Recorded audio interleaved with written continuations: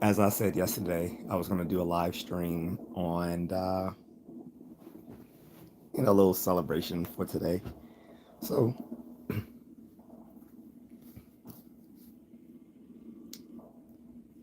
that is my old school PT shirt. Today is the 249th birthday of the U.S. Army. So that's what I'm celebrating. I even have a little ambience music in the background. This, sort of I guess you could call it sort of like a military lo-fi type music. If you can make military and lo-fi into one thing, I guess this would be close to it. The sound of relaxing rain with distant artillery with battle ambience. So yeah, today is the U.S. Army's birthday. They celebrate their 249th birthday, starting back on June 14th, 1775. Okay. So I don't mind, fielding any sort of questions related to the military or anything else. It's just a little celebration. I know we've had a lot of military holidays that I talk about on the screen, but that's because some of them coalesce so close together. Because you have the Army's birthday, which is today. You have Armed Forces Day. Then you have Memorial Day. You have Veterans Day. And then the other branches have their own birthdays as well. Like the Marines has its own birthday, the Air Force has its own birthday, the Navy has its own birthday, the Coast Guard has its own birthday. Those other ones I will mention on streams when they happen, but I won't do like an entire stream on them since I didn't serve in those branches. But yeah, today, guys, is just to say happy birthday to the Army for their 249th birthday. Okay. Today. Um, and you can check out some stuff online to see them celebrating and commemorating the day. Um, I think there is something I saved on Netflix that I'll probably watch today in celebration. um, or if you guys, you want to ask any sort of questions related to the military or want to share your experiences. And I don't care if they're good or bad experiences. You can share them. It doesn't matter. Um, or you can talk about military movies that you watch, like particularly, maybe army-based movies that you watch. So we can talk about all that sort of stuff. And I will take questions outside of just talking about the army as well, because I know that's a very niche thing to ask about. So we can talk about those things, but of course, I will be putting trolls out of the chat or just banning them from the channel as I've been doing for the past week because they really contribute nothing to the conversation, and most of them are just minors anyway who I don't really want to be in this chat room. So, and like I said, today just saying happy birthday to the Army for the 249th birthday, and that's about it. I'm trying to remember the movie I saved on Netflix to watch, but I know there's a military movie I want to see on Netflix that I saved on my watch list, which I'll probably get to after this. Arrive Nebulae says hello. United States. Nishant Gaming says hello. Um, and also, like I said, guys, pretty soon I'll probably be doing super chats, so that way it's gonna be way more interactive. Like if people want to drop a super thanks in the when I do the super chat live streams, they'll be able to have any comment or question they have scrolled across the screen for everyone to see, which will be pretty cool. But until then, I just read through the comment section myself and respond to them.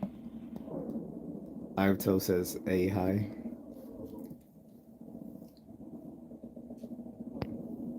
Can you guys hear the lo-fi in the background? The ambience music. Like I said, it's supposed to sound like a sort of distant sound of artillery.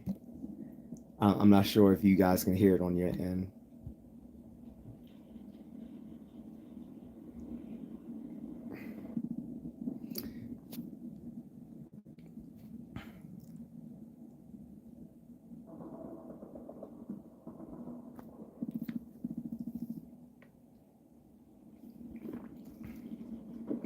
It's funny someone calling me zesty. I already kicked them off the channel, but funny someone calling me zesty when I was I'm a veteran. He's just a troll online, and I can fight.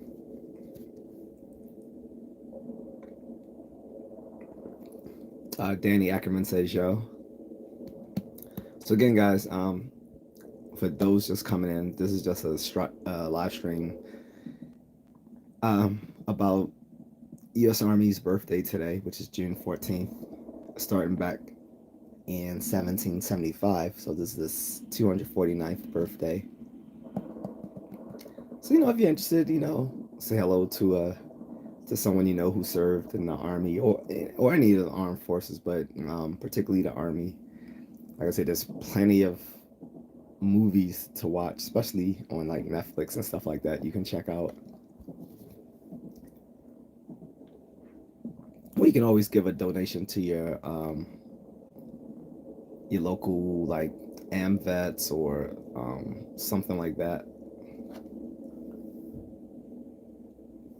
I don't know if maybe they may not have an AmVets where you live, but there's other places you can like donate old clothes and stuff like that to to these charitable organizations. It's either run by veterans or that caters to um, indigent service members, which is a shame. But another Mexican says, "You're a vet. Thank you for your service. You're a real one, homie. Thank you. I appreciate it." Danny Ackerman says, "Like a veteran, I don't understand. I'm not from the USA." Well, I'm.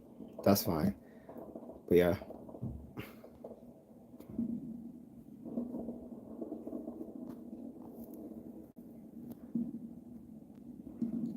Anyway, sorry guys. I'm drinking water. I'm a little dehydrated.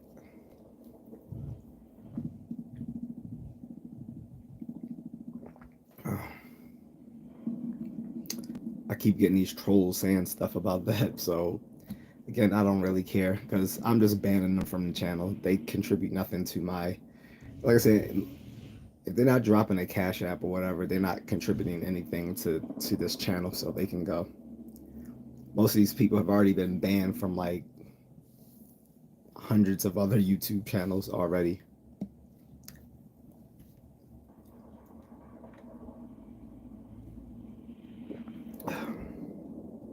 You can see it's also green too, so like pretty apropos since we're talking about U.S. Army. That's sort of our color is green.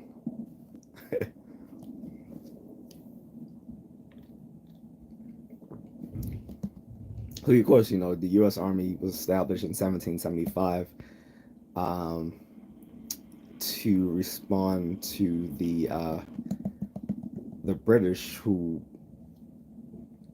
wanted to maintain the American colonies under the British Empire, but which we had declared our independence the following year, 1776, but is now recognized that the U.S. Army was established apart from the uh, the British colonial army in 1775. But originally the date had been different. It had been originally the date was a little further up, and that that made the Army a little less older than it's recognized to be today. But that, that date was changed in recognition of when they actually formed a fighting unit a fighting unit within the American colonies, as in being 1775. Actually, since like I said, since I know there's a bunch of foreign people that were in the chat. I only see one right now, but since there were a bunch of foreign people in the chat, I can read the history of the U.S. Army really quick. And if I don't get a lot of people contributing, I'm just gonna go. Or if it's just trolls, I'll go as well because I don't really care about them. They don't count. Trolls don't even. I don't even consider them serious people. But I'm gonna read the history to that. Just like yesterday when I did like the Philippine. What was it? Yesterday, I think. Yesterday or 2 days ago, I did the Philippine Independence thing.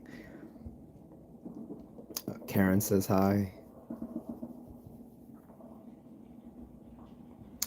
But if anyone has any experiences, like I said, whether good or bad, dealing with the Army or whatever, be more than glad to hear those comments.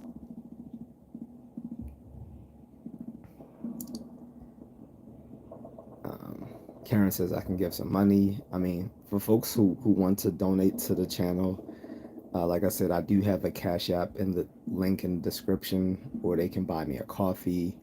Although the Cash App is better because it's instantaneous, whereas the buy me a coffee, it actually takes like a week to process. So that's the caveat to that, but it's still appreciated either way. But yeah, if people want to donate, they can go to the link in my description. I have links for my Cash App, my Venmo, and for Buy Me a Coffee. And eventually, what I'll probably start doing is just leaving those links within the live stream itself. This is a vertical live stream, so it doesn't really allow me to do those extra things.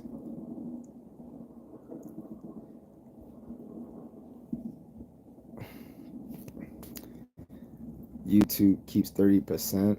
Um, well, that's for the super chat. That's not for if someone wants to leave.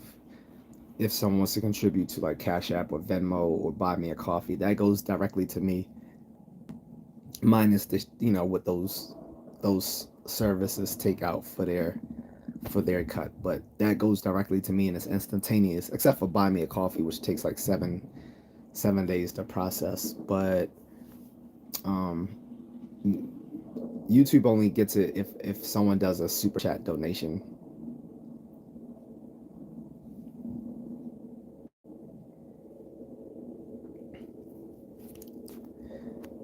Crazy Muda named Ice Cube says my daughter stole from me. I confronted her. She tells me she bought Olivia Rodrigo tickets and told her if she tries that again, I'll leave her in the suburbs and she can listen to as much Rodrigo as she wants.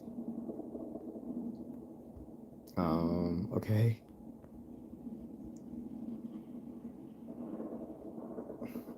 Karen says, ask my mom. Well, if you're young, Karen, I'm not going to ask you to leave any sort of donation. I would find it inappropriate as an adult to be asking a minor to donate to his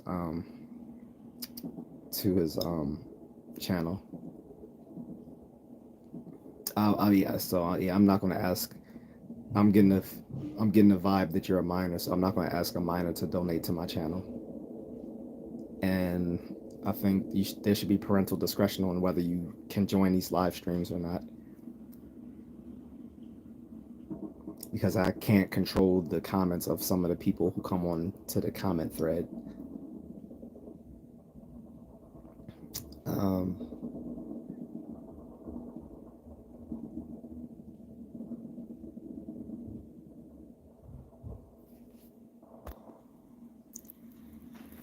YN says hello.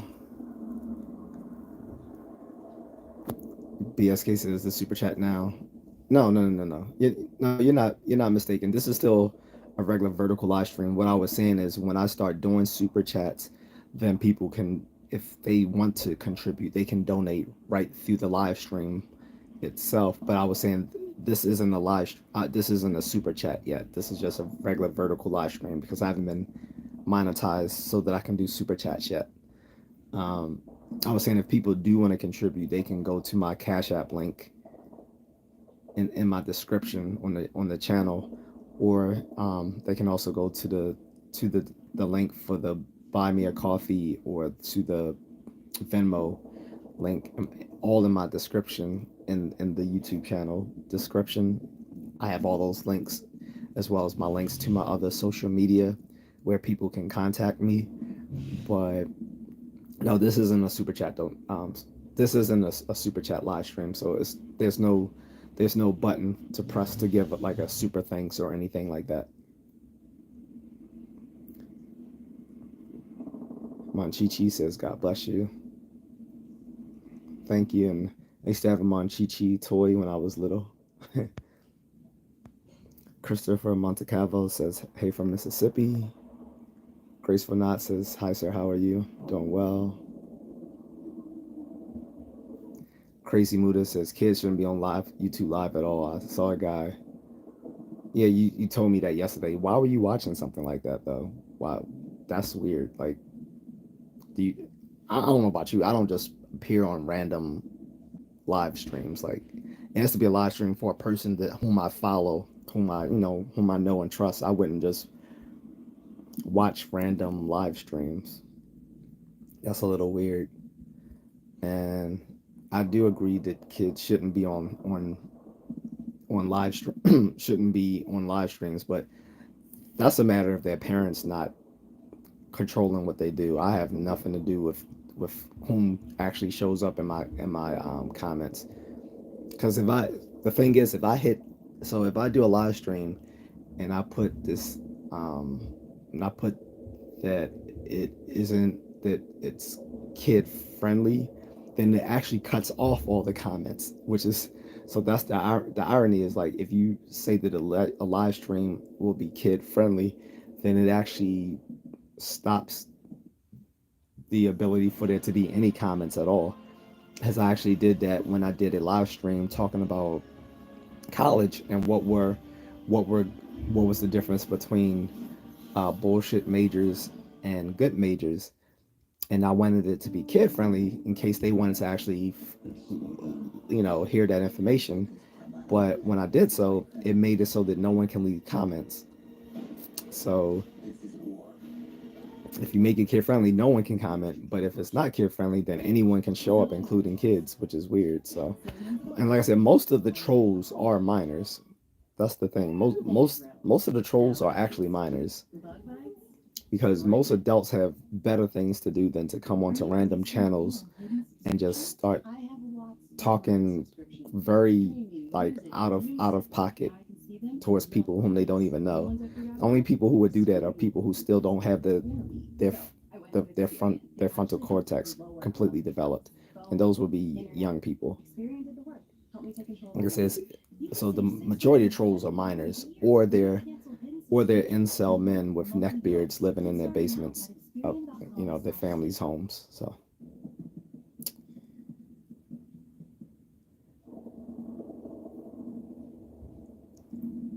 But Crazy Muda, you should be more discriminate on what you watch on YouTube. That's kind of your fault too.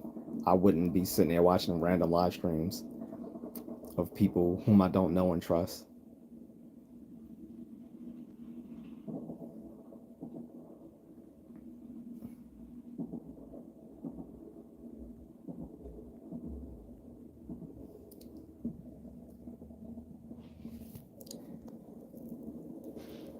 BSK says I will learn more. Crazy Moon says a lot of weirdos. I see tons of elementary kids going live on here, and people say the creepiest stuff in the chat. That's what I'm saying. You can't control what goes on in the chat. So, like I said, if you make a kid-friendly live stream, it cuts off the comment section entirely, because that's the only way you can ensure a kid-friendly live stream is that no one can comment at all.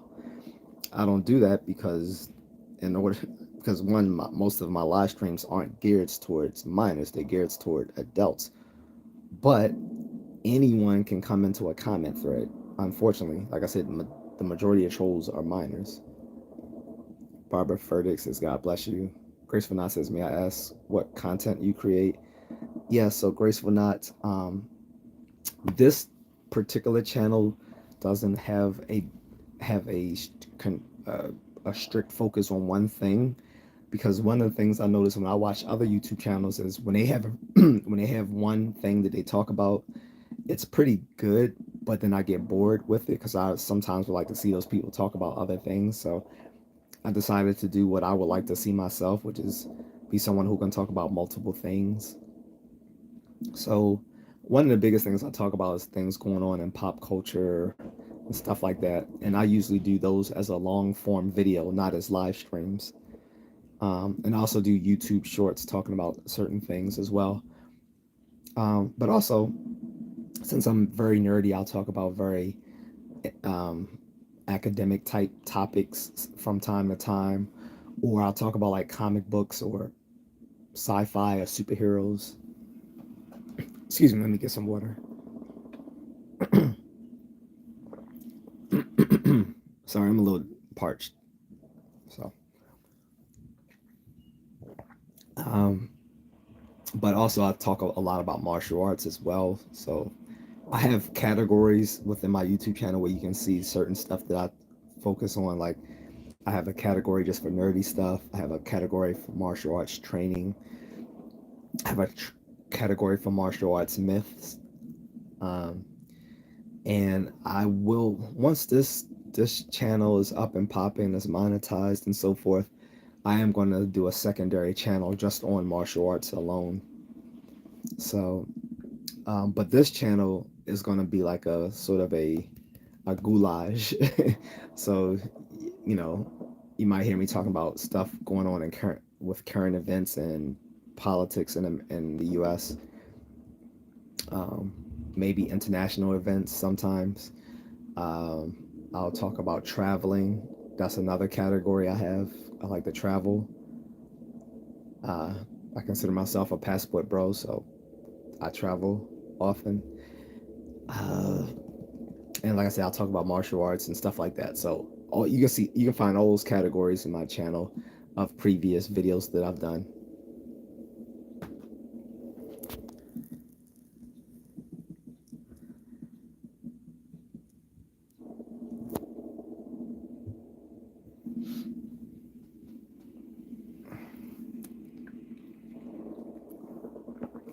Guys, if you have a request for me to say something, leave a cash app. One thing I agree with the Joker is he said, if you're good at something, never do it for free.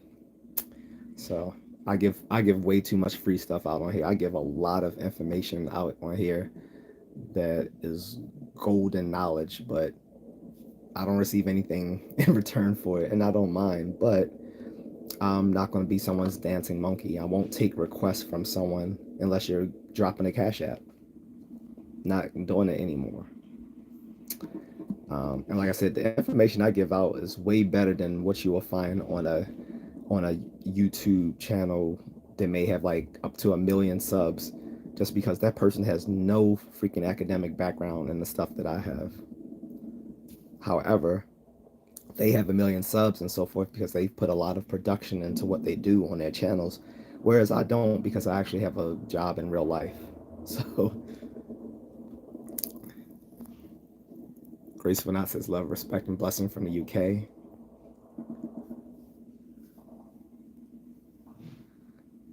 Oh, Crazy Moose says I wasn't. YouTube live shorts gives you random streams. It's like TikTok. Yeah, I know that, but I thought you said you were watching live streams, not YouTube shorts. That's not the same thing. Like live streams, you actually, live streams is something like this where you're just watching some long um, video happening, in real time. Whereas, the YouTube shorts, which I also do, many of those are just people just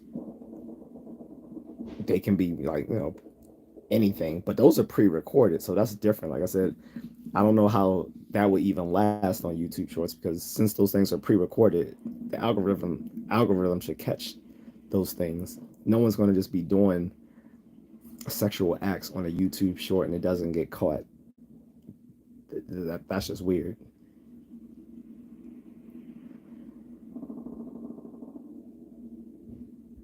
Again, John Flintstone the third, not taking requests unless you leave a cash app. I don't see any cash apps popping up on my phone, so not doing it. Anyway, like I said, this stream is about celebrating the U.S. Army's 249th birthday.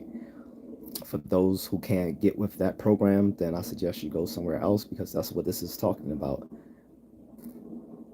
And I'm going to read um, from the Stars and Stripes newspaper, which is a Army newspaper, what it's about. So, like I said, on June 14th, 1775, 249 years ago, the Second Continental Congress founded a united army to bring the 13 colonies together in the fight for independence from Great Britain. The U.S. Army was officially born. That's why we celebrate today. So, but of course, we know it was 1776 where we actually declared our independence from Great Britain, which is now like one of our biggest allies. So, go figure, right? They're like one of our biggest international allies. But hey, sometimes brothers have to fight it out. So,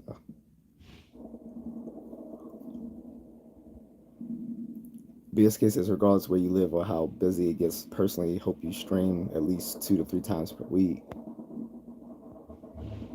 Mickey says, sassy. Dude, I'm not sassy. I can fight. I'm a vet. You're just a you're just a Peter Puffer who's trolling someone on the live stream and now you're getting banned. Christopher Montecarlo says, I think anyone can be a troll. Yeah, no, anyone can be a troll, Christopher. That's definitely true. But what I'm saying is it's a certain personality type that attracts trolls. So for those who don't know, I usually tell people, I have a background in scientific psychology, right? Um, and sometimes I'll do live streams where I will take questions or comments dealing with like psychology or behavioral science. And one of the things I mentioned before is that personality type has been like researched very much, and we now have this thing called the Big Five, which is um, how we describe personalities under this research of 5 personality types that kind of blend together. One of the thing, one of the outcomes of that is that we can also recognize people who are very problematic. Um, they fall under what's called the dark triad of personality types. Trolls trolls will tend to be within that dark triad, and I'll explain it further if you don't know what I'm talking about when I say the dark triad, because I know people are like, what's that? Never heard that. So when I'm talking about the dark triad, I'm talking about psychopathy. So the dark triad is like a psychological theory of personality, first published by Delroy L. Pothis. I haven't heard of the researcher himself, and Kevin M. Williams in 2002, that describes 3 notably offensive but non-pathological personality types: Machiavellianism, subclinical narcissism, and subclinical psychopathy. Each of these personality types is called dark because each is considered to contain malevolent qualities. Trolls fall within that dark triad. So it's going to take that sort of personality type for someone to want to just come onto a live stream and say all sorts of weird, offensive, and ridiculous things. And like I said, a lot of times they are mostly even though it can be anyone, it's mostly going to be minors, because minors not having a fully developed frontal contact cortex will be stupid enough to think that that's something that's entertaining or funny. Only children would think something that stupid is funny. That or retarded men. It's going to be mostly retarded men and children. That's it.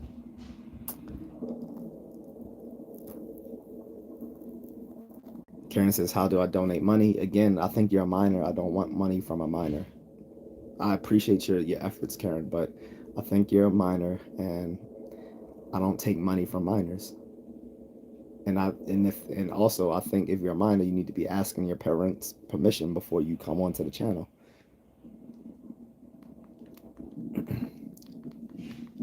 Okay, that's to protect you and to protect the people on this platform. BSK says neckbeards like Fred G. Sanford. Barbara Furtick says, how do I donate? So again, guys, on my channel description, if you go to my channel description, there are links on the YouTube description, on my description. On the description of my channel. When you scroll down through the description, it gives you links to my social media apps where I can be reached, and it gives the links to the ways people can support me here. It gives links to my Cash App. It gives links to my Venmo, and it gives links to my Buy Me a Coffee. So if you want to contribute, you can go to the description on my channel, scroll down, and you'll see all those links right there for how people can contribute or donate. And again, like I said, once I'm doing super chats, you can be able to contribute live on the live stream itself, which is really cool, because like I said, when people do that, if they leave a comment, it's also going to scroll across the screen to show everyone like how much they've donated, and it's going to show whatever comment they left as well.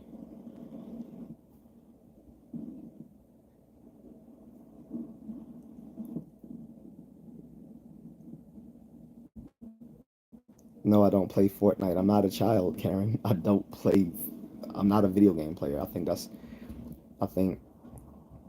I mean, nothing against adults who play video games, but to me, that's childish. Like it. At the end of the day, when I beat the game, it's like an empty win. I don't. So no, I don't. Plus, even if I did play video games, I wouldn't play Fortnite. I don't like the platform. I think it's stupid. I think it attracts I think it attracts really stupid people who play Fortnite, like the people who want to argue and say all sorts of racist and crazy stuff back to each other on Fortnite. I don't like it. Like, even if I played video games, I still wouldn't play Fortnite because I think it's trash.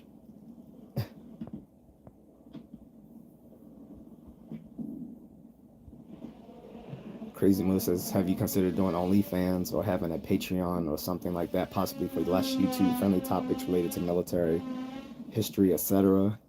I do have a Patreon, but I haven't uploaded any extra content on it yet. And if I do load anything on it, it's not going to be anything wild. I'm not planning on talking about anything explicit. That's weird. Like, you just complained that you went to a YouTube stream where you saw someone doing sex acts, and then asking them, would I do something like that on my OnlyFans or Patreon? Hell no. Again, I'm a guy who has an actual job in real life. I'm not doing anything ridiculous that would embarrass myself or my wife. But no, absolutely not. And OnlyFans? Fuck no. I'm not doing porn. Like, no. That's weird. That's very weird. Have you suffered from any addictions? No. That's a no. Some of you guys are coming here with some off the wall questions. No, I don't suffer from addictions. Do I look like does someone who runs 10 kilometers every day and then do martial arts and hits the gym seem like someone who has an addiction? I don't think so. That's weird. Like, uh, if we're not gonna talk about army stuff, I'm gonna end this soon because I'm not taking any more questions like that.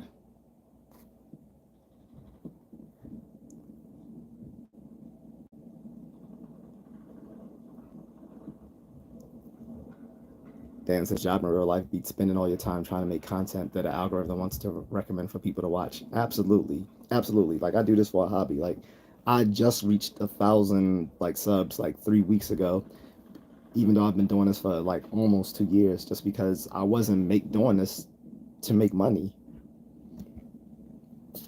I wasn't like if people like if people want to be influencers or content creators, that's fine.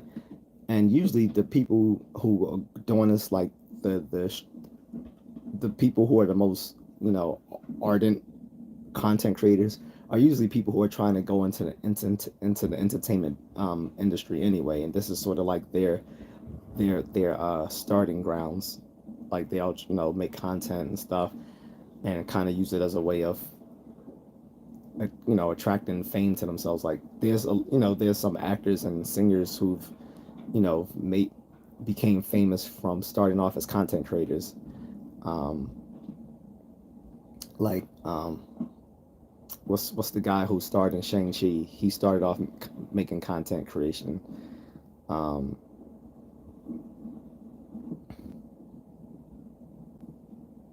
and then yeah, even the girl that was on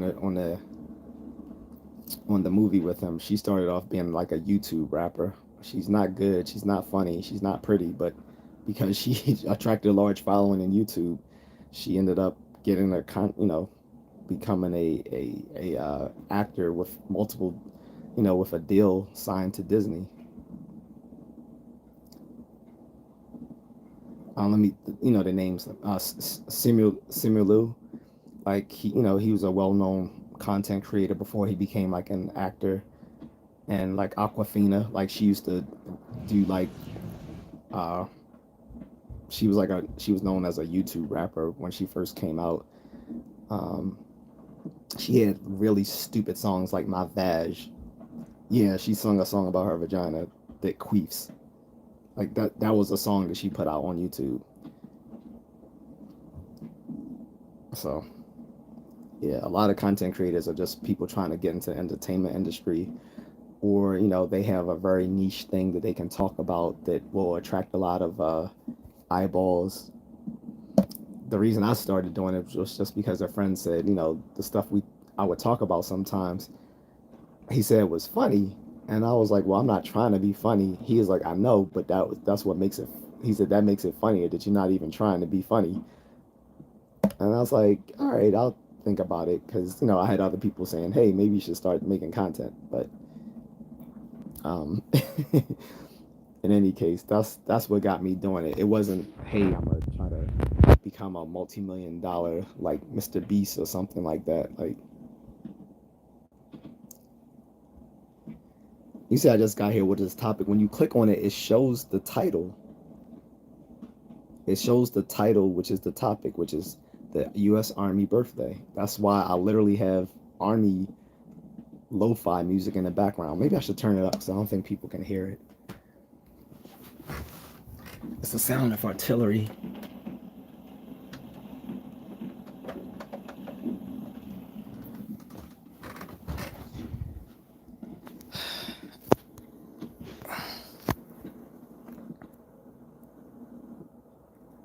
Crazy Buddha says, no, I meant there's a part in shorts for live streams. That's how I found you in this angry Islamic guy. Wait, so YouTube Shorts will connect you to live streams? That I didn't know. I didn't know that. But that's wild as hell. Like I said, someone's performing a sex act in a live stream, because usually they'll catch that And as soon as they catch it, that person is going to get deplatformed. That actually happened to this red pill channel. Um, uh, I forgot the name of it, but I stopped watching it just because I got tired of hearing the black women always like just being very annoying.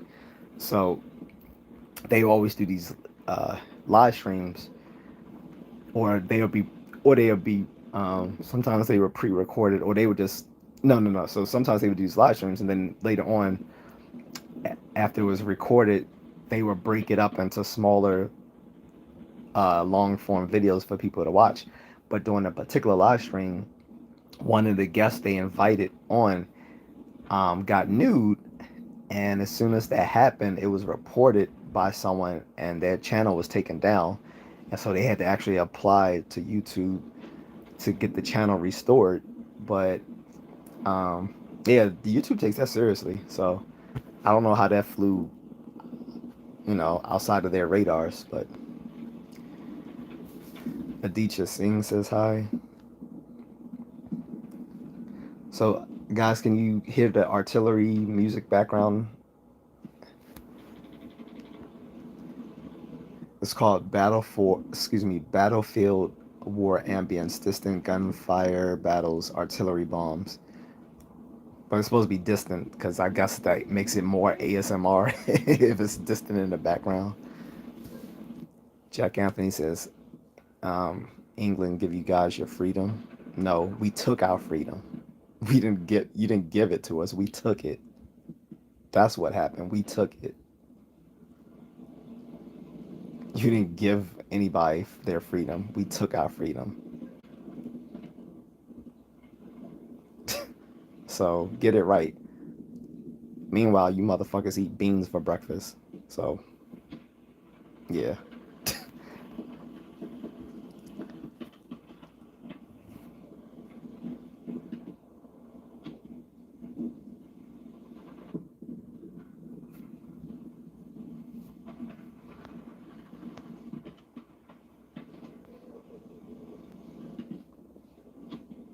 Crazy Muda, what are you talking about?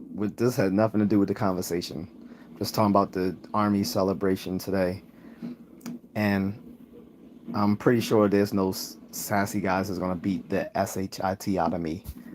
My friend, I do. My friend, I do Muay Thai, and I trained overseas. Ain't no one fucking me up. I welcome it. I welcome them to hurt me. I welcome it.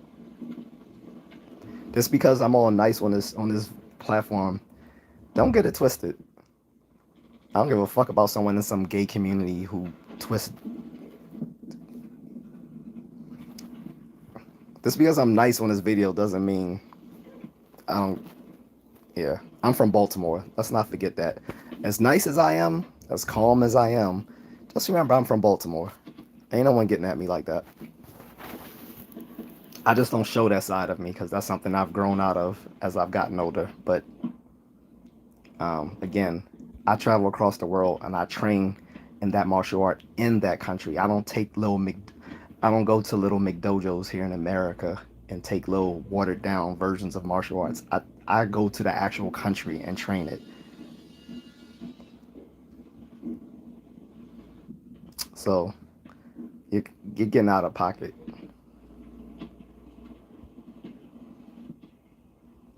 And again, you're the one who went to YouTube shorts and channels watching people beat off. Like, that's weird.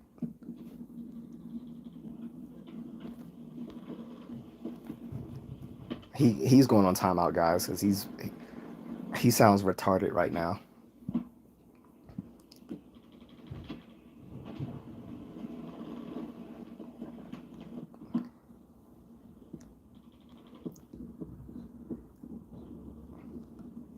Smoke Fire Buzz says MMA is good. Yeah.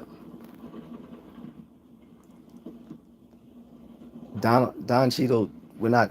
I know you're from another country, but stop talking about random stuff, please.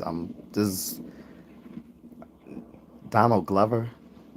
Like, why you?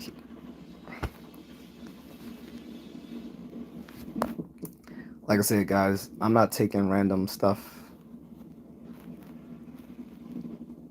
Skeeter says beans and bologna. I don't know if they eat bologna, but they definitely eat beans for breakfast.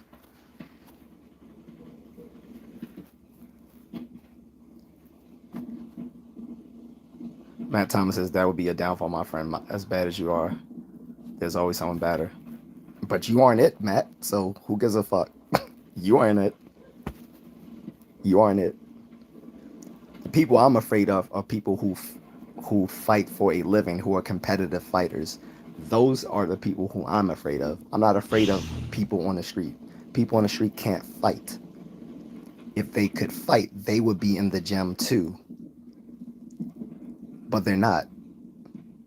You're only as good as you train. So people who don't ever train can't really fight. That kind of makes sense.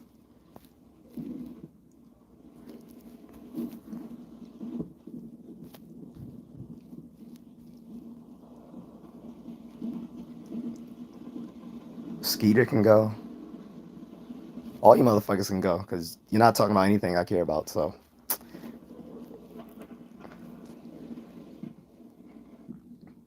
Don Cheadle says, I took a trip to Britain. Most disgusting food my eyes have ever seen. Tastes like unripe pear covered in salt. They need seasoning. Oh, they don't season food in Britain. You can forget about that. They think, nah, you're not getting, British cuisine is not known for being um, tasty.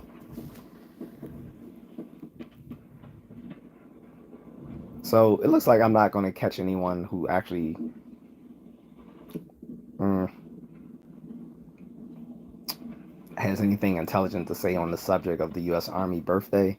So I'm going to end this pretty soon. And I might just take a break from doing these live streams because I really don't enjoy talking to a lot of idiots. I feel like it lowers my IQ when I talk to stupid people.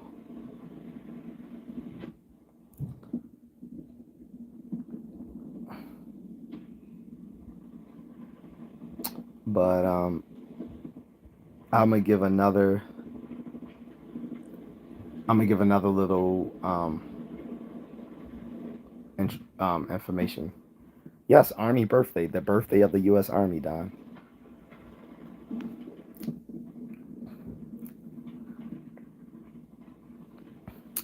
So for 249 years, Army soldiers and civilians have supported our nation with their service. You know, we will continue to defend our nation in the future. Our theme for the Army birthday this year is honoring the past, defending the future. That comes that comes from a snippet from the U.S. Army. We also happen to say, "This we will defend." BSK says Krav Maga opinion. I've given this already. Krav Maga is bullshit. It's when we people in the fighting combat sports community, when we hear someone say Krav Maga, we kind of just laugh at them. Like no one takes it seriously. It's just it's martial arts for a bunch of suburban soccer moms. That's what it's like. They don't spar. They don't compete. They think they can practice these gun disarms that's going to prepare them for like the actual situation of someone putting a 9mm to their head. Like it's no one really takes Krav Maga seriously in the combat sports community. Like people have more respect for karate than Krav Maga, particularly Kyokushin karate.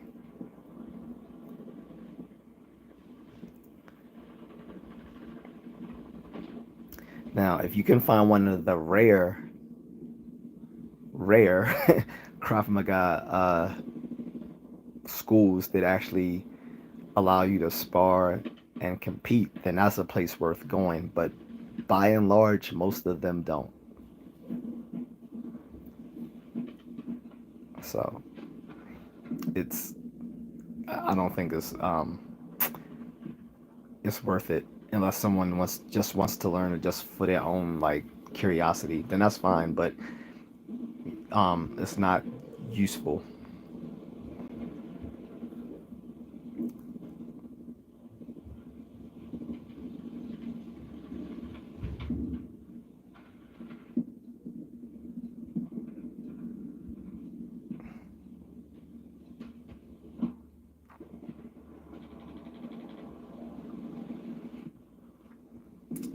No, I've never fought any animals.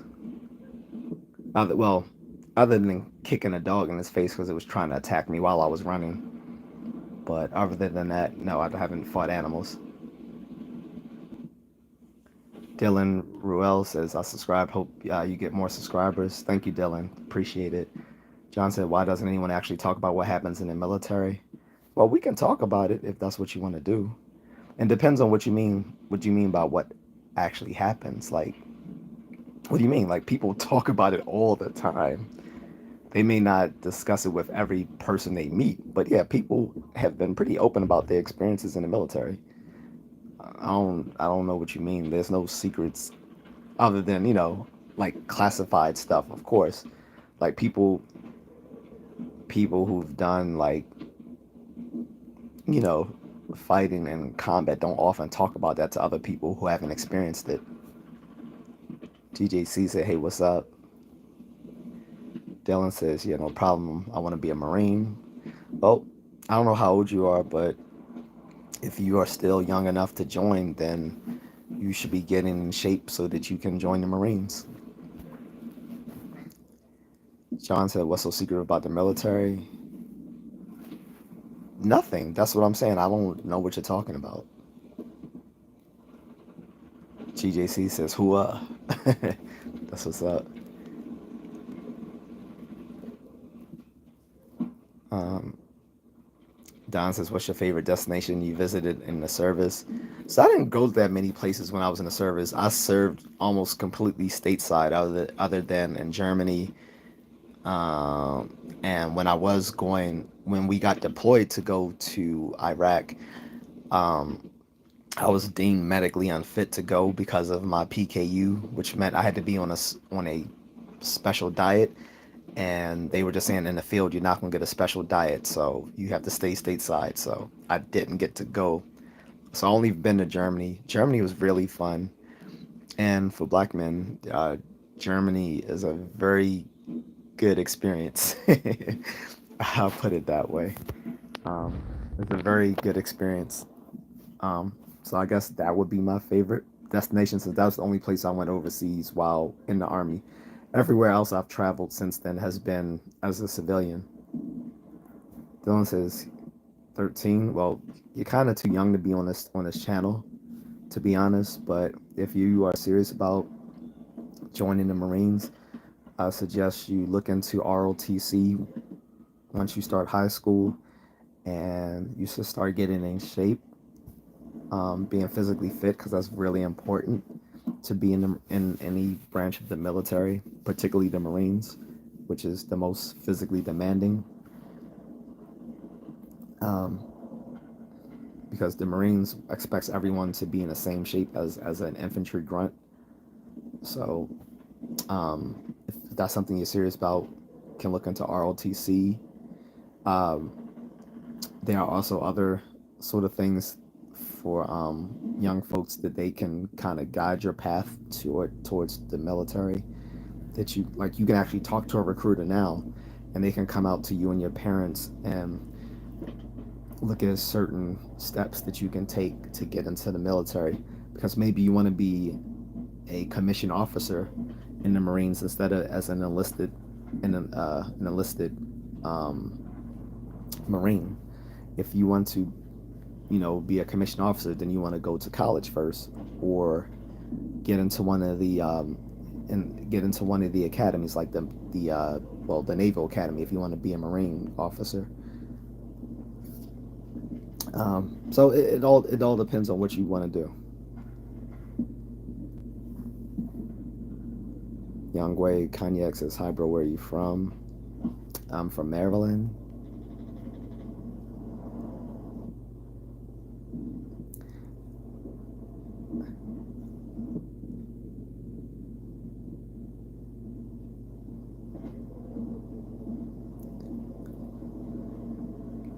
So here's a little another snippet. Like I said, so I'm gonna keep talking about this to keep the focus on the Army birthday. So June 14th, 1775 is, like I said, the day of the Army's birthday, right? when it began. So, as a series of other skirmishes and battles erupted, the Continental Congress met on June 14th, 1775, and established the Army, resolved that 6 companies of expert riflemen be immediately raised in Pennsylvania, 2 in Maryland, and 2 in Virginia. So, Dylan said I wrestled for 3.5 years and I boxed for 4 years. That's a good start. That's a really good start because a lot of young people are not physically fit, so you've already got an edge up on most people. Stay in shape, and like I said, look into the different the different things the Marines are involved in, because you're also going to want to choose a MOS, which is your military occupational specialty. Find out what you want to do. Like, do you want to do infantry? Do you want to do intelligence? Do you want to do something completely like unrelated to either of those that might be something you can do on the civilian side when you come home?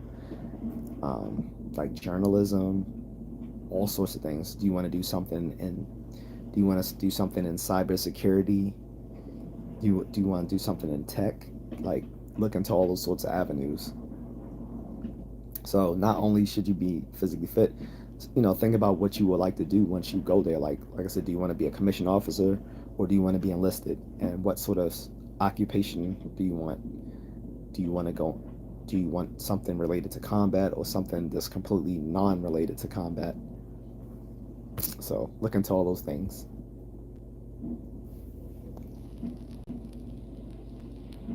Clay Eagle says, "What's the best military squadron you were in?" G. Well, I wasn't in a combat. I wasn't in a combat occupation. My my MOS was uh, cable and telephone systems installing and maintenance. So we were sort of like the Verizon or the cable technician type person. That's the role we serve. But also, when we were in the field, there was a tactical side to what we did as well. Like, we would run cable and stuff like that, and be responsible for communication in the field, including maybe like signal intelligence. So,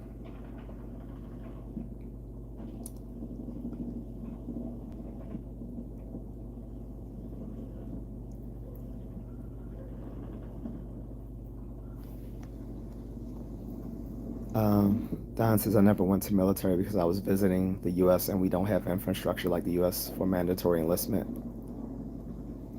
John says, when you go to other countries to serve, what do you specifically do when there is no combat? Most of the times you go to other countries, there's no combat. That's why I don't get why you think it's so mystical. What we do is it's a job like anything else, John. Like, I'm not trying to be funny, but like, no, most of the time when you go overseas, you're going overseas to train. You're not going overseas to fight. The majority of us overseas are there to train and do our job. That's all. Like, when I was in Germany, we were just doing our training within our given field, and because you know our particular specialty was like cable and telephone installation, we were doing all sorts of stuff. Like, we might be working in CQ, or I'm gonna stop trying to use too much jargon. So like, we might be in the commander's office hooking it up so he can have like cable and internet, stuff like that. In another place, we might be somewhere that needs new wiring, that um, or it doesn't have any wiring at all. So we're running cable and stuff, installing cable and internet and all that sort of stuff in that building. Another place, we might have to go through like somewhat sensitive information, but we all in my MOS, we all had like high level security clearances, so we were able to look at such information. um, and we might have to encrypt or decrypt signals, stuff like that. That's more on the tactical side, but for the most part, we just depending on what your MOS is, When you go overseas, you just go to train. People who go overseas for combat related things usually are training as well, but they'll just hold field training exercises. So even people who are in combat jobs, most of the times there's not wars. Why people where the army is all over the army and the U.S. military in general is all over the world. We have stations everywhere. Like most of the times where we're the places where we are, when there's not things happening, which is most of the time, they're just training. And even our combat folks, most of the time, they're just conducting field training exercises.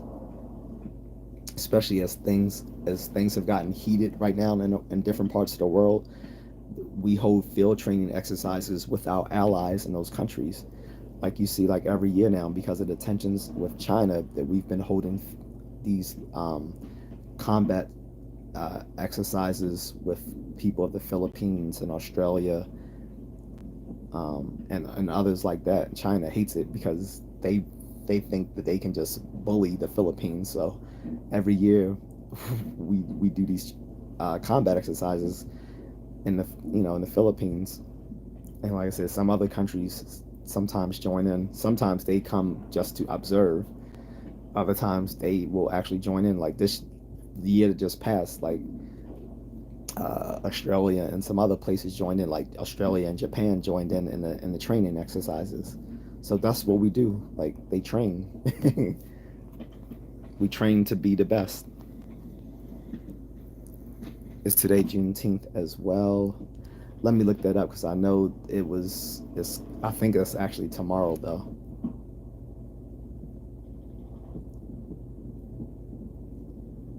I think that is tomorrow. I don't really, personally, I don't really care about Juneteenth because it was a holiday. It's June 19th, but it's an unnecessary federal holiday created by Biden, which was just a distraction from the fact that he hasn't done anything that he promised for black people since he's been in office. So, yeah, don't really, I don't really care about the holiday personally. Like we already have July the 4th. We already have Black History Month. Juneteenth, just I'm not gonna knock anyone who celebrates it, but to me, it was just a distraction from actually giving Black Americans actual things that they asked for, or things that he promised during his campaign in 2020. So that's my view of it. But again, I won't knock anyone who wants to take part in Juneteenth, and I'll talk about it on June 19th when it happens. Clay Ebo says, I want to join RAF. Do you have any tips for me to do until then, bros? I'm 13 and an air cadet. Not really, because I'm RAF. I'm not from Britain, so I don't know.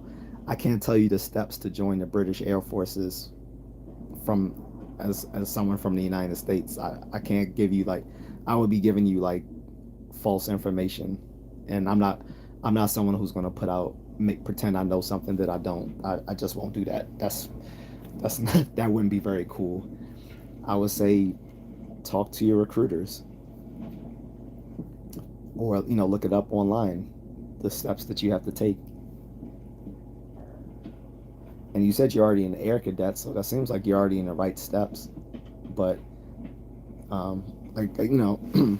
can't really give mine as advice on stuff like that, especially outside of my own field of my own realm of experience, because I don't know if the enlistment and recruiting process is the same or different in the UK as it is in the United States. But since you're already an air cadet, which I'm guessing is sort of like our ROTC here, sound like you're already on your way. But I do appreciate you subbing as well. But yeah, just whoever's your commander, they're the ones to ask. because I'm pretty sure as an air cadet they already know that you have some interest in joining the Royal Air Force. So I would just go to them and say, hey, what steps do I need to take to do X, Y, and Z? And again, remember, it's not just about joining. It's about what you want to do when you join. Like, what do you want to do when you join? Do you want to be a pilot? If so, then you're going to have to, you're going to have to get your college degree. Then you're going to have to qualify to be a pilot, which means you have to be in outstanding physical fitness, be able to show that you have adequate depth perception, because that's something that's important in the Air Force, unlike the other branches, that you have to have good depth perception. I remember that because when I first enlisted, I was attempting to enlist with the Air Force instead of the Army, and one of the tests that they gave me at the entrance and processing station was a testing of my depth perception. So people who lack that will not be qualified for certain jobs within the Air Force, especially as it pertains to flying. So that's important. Infinity Fox says, do you like basketball? What's your favorite food from KFC? What's my opinion on watermelon? That has nothing to do with my conversation. I think you're trying to be a troll. If you are genuine, you can leave a Cash App. Otherwise, I'm not answering those questions. Overcoming Sin is back. He says hello. Love Sue says Infinity Fox is definitely not racist. This is a troll. Like I said, most of these people who come on, most of the people who troll are minors because they have nothing else better to do. Most of them are minors. Because only minors, and and of course, I'm not talking of all children, of course, but only children would be stupid enough to think that trolling is funny. Because again, they have underdeveloped frontal cortices. So being out of pocket to them, they think is funny. I said it's either them or it's retarded men who have neck beards, are part of incel cliques online, and probably can't get a date. They haven't had PUSSY since PUSSY had them. So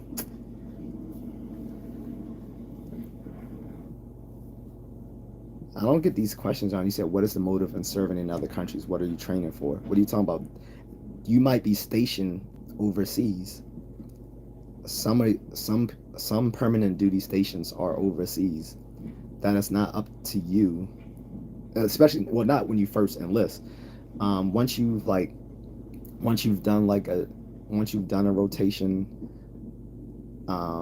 like you want to re-enlist or something like that, then maybe you might want to pick up a permanent duty station that's overseas. But it depends on your job whether you're stationed overseas or not. I don't get what you're saying. Like,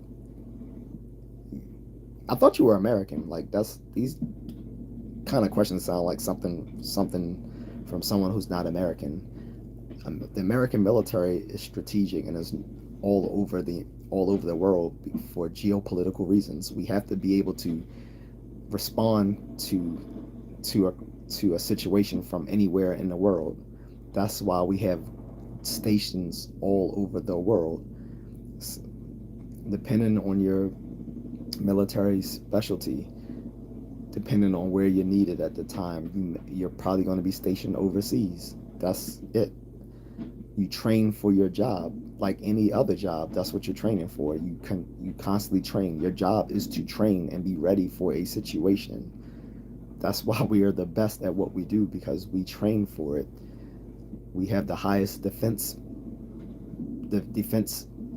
budget in the world.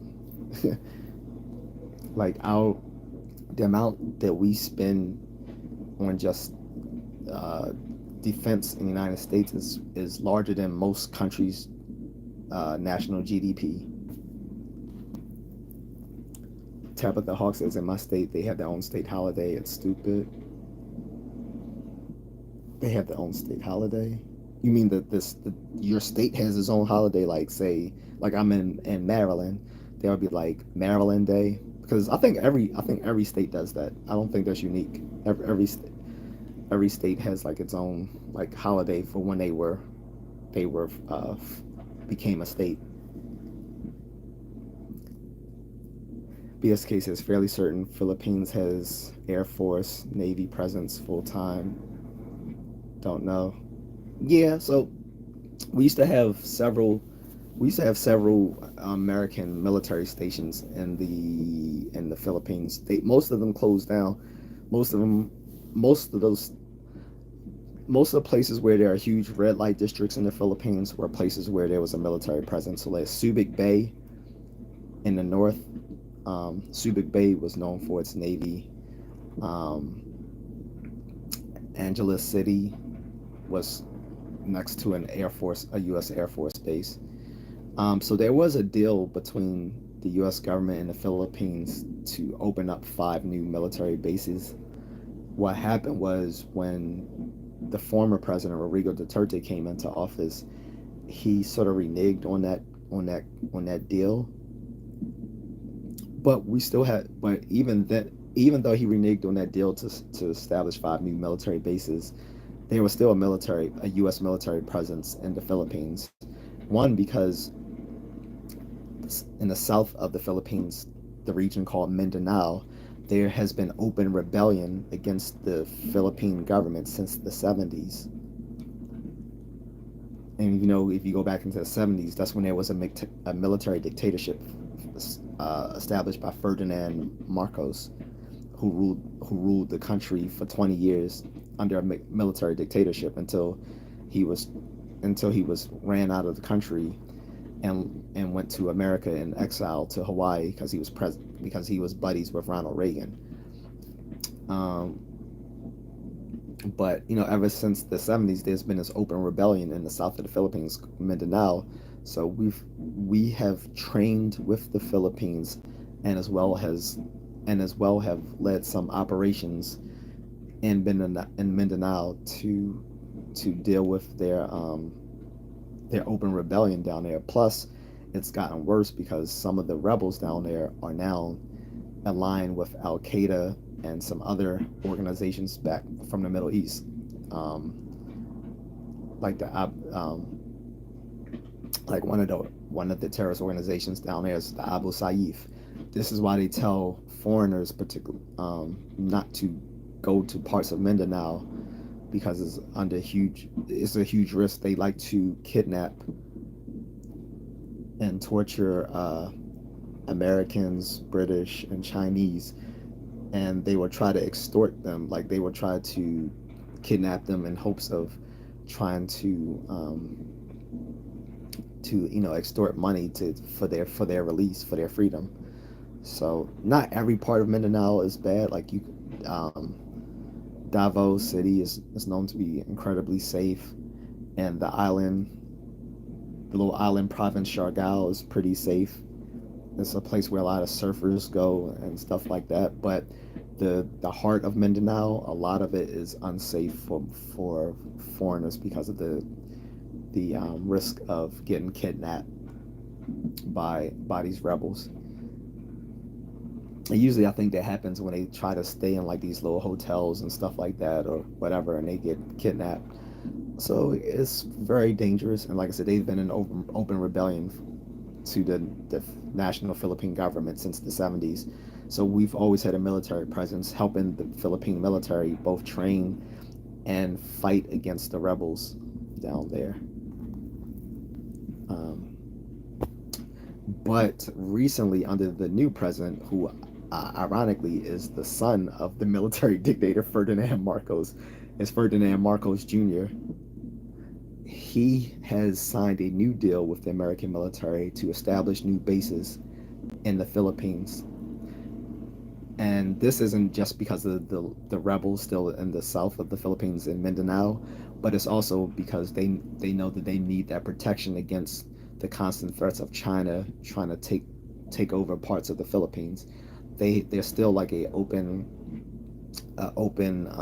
disagreement with them over some islands within the Philippine archipelago, which belong to the Philippines, but which China is claiming as part of their territory. So because of these threats, we've been doing field training exercises with the Philippines and other people within the Pacific arena, like the Australian Army, the Japanese Army, the South Korean Army, and some of these exercises are held every year in the Philippines. And now, with that new deal brokered with the new president Marcos, um, they will be establishing American military bases in the Philippines. When I was one of the times I was in the Philippines, the one of the naval flagships, the U.S. Ronald Reagan, actually came to Manila, and it was funny because I was at this mall. It's one of the largest malls in the Philippines. It's called the Mall of Asia, and I saw all these Americans. I'm like, what the hell is going on? I've never seen this many Americans in this place before.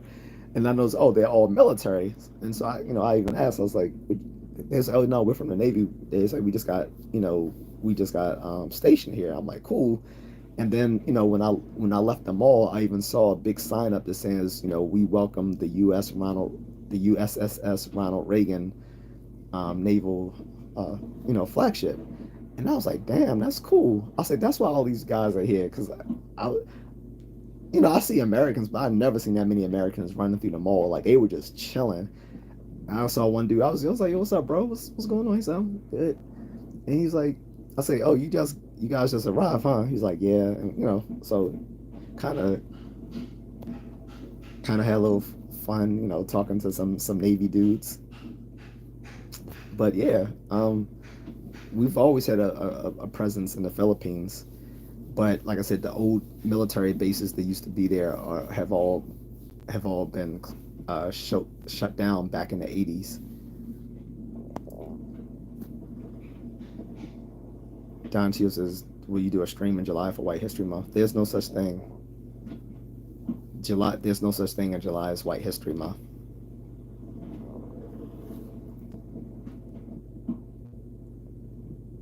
All for one says, big up UK. Edward Hubbard is getting banned.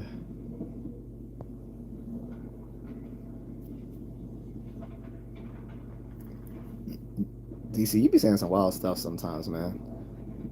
White History Month.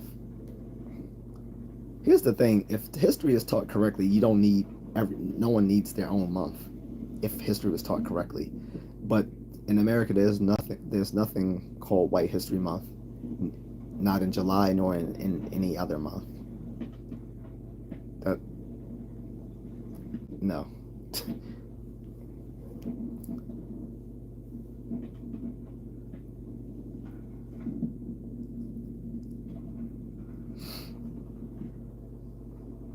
So every time this goes a little bit askew, I'm gonna go back to talking about the U.S. Army birthday to remind people what this live stream is about. Okay, but I'm gonna read these first comments and then I'm gonna get into that again because it keeps going askew. Don says, in my country, they aired a TV special that the U.S. was giving Xboxes to any teenager they enlist without testing if they were competent, leading to many dying. Is that true? No, that's not.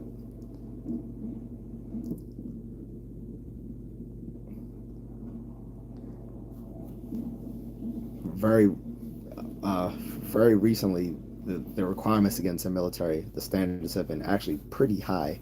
Like, I've had friends that wanted to get in, they weren't qualifying.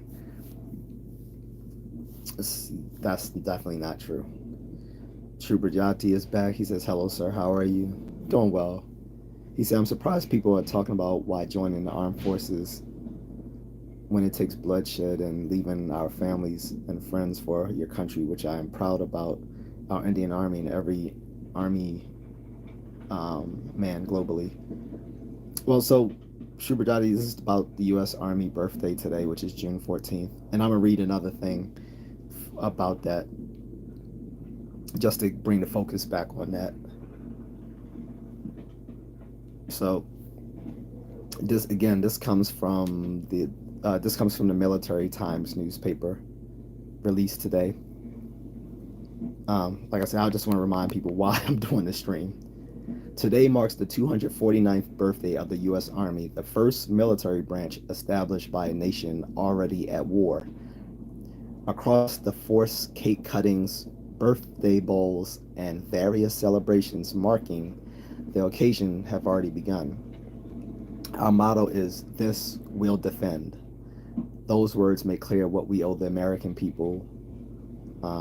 We will continue to keep that commitment as our Army has done for the past 249 years, said Army Chief of Staff General Randy George in the birthday video message.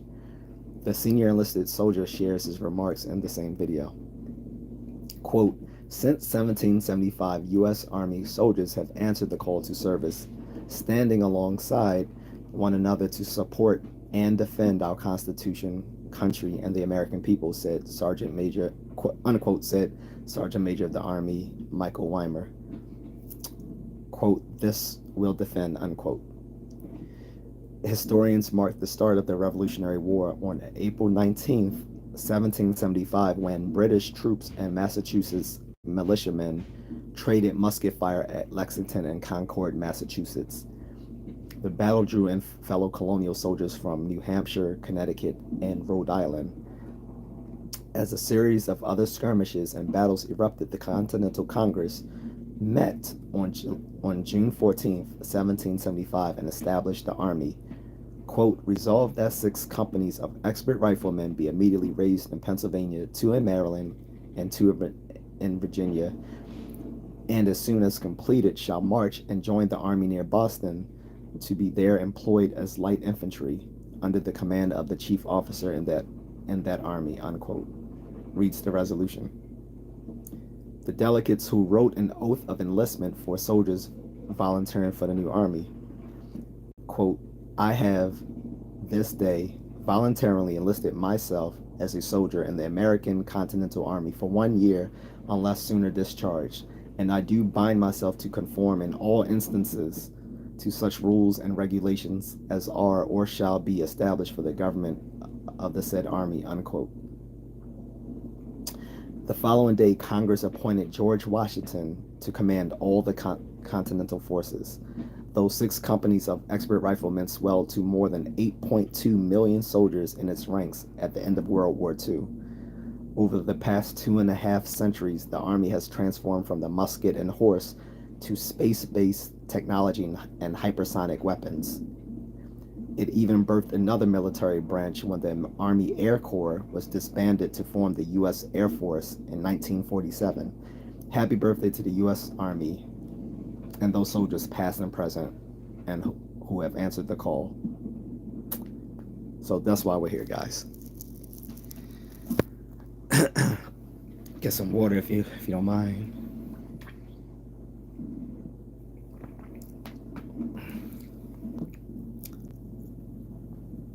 BSK says, did you have guaranteed job? Army personally think random assignment is foolish. Yeah, you pick a MOS when you go to interest in processing. You go through interest in processing, you have to pick a MOS. Or if you don't pick one, they'll just assign you to something, to whatever's needed at the time, which is probably infantry or something. But yeah, you pick your own MOS. The good thing about the Army is that they can hold that slot for you while you're in basic training. Not every branch does that though. That's what I ended up learning the hard way, which is why I didn't end up doing the Air Force.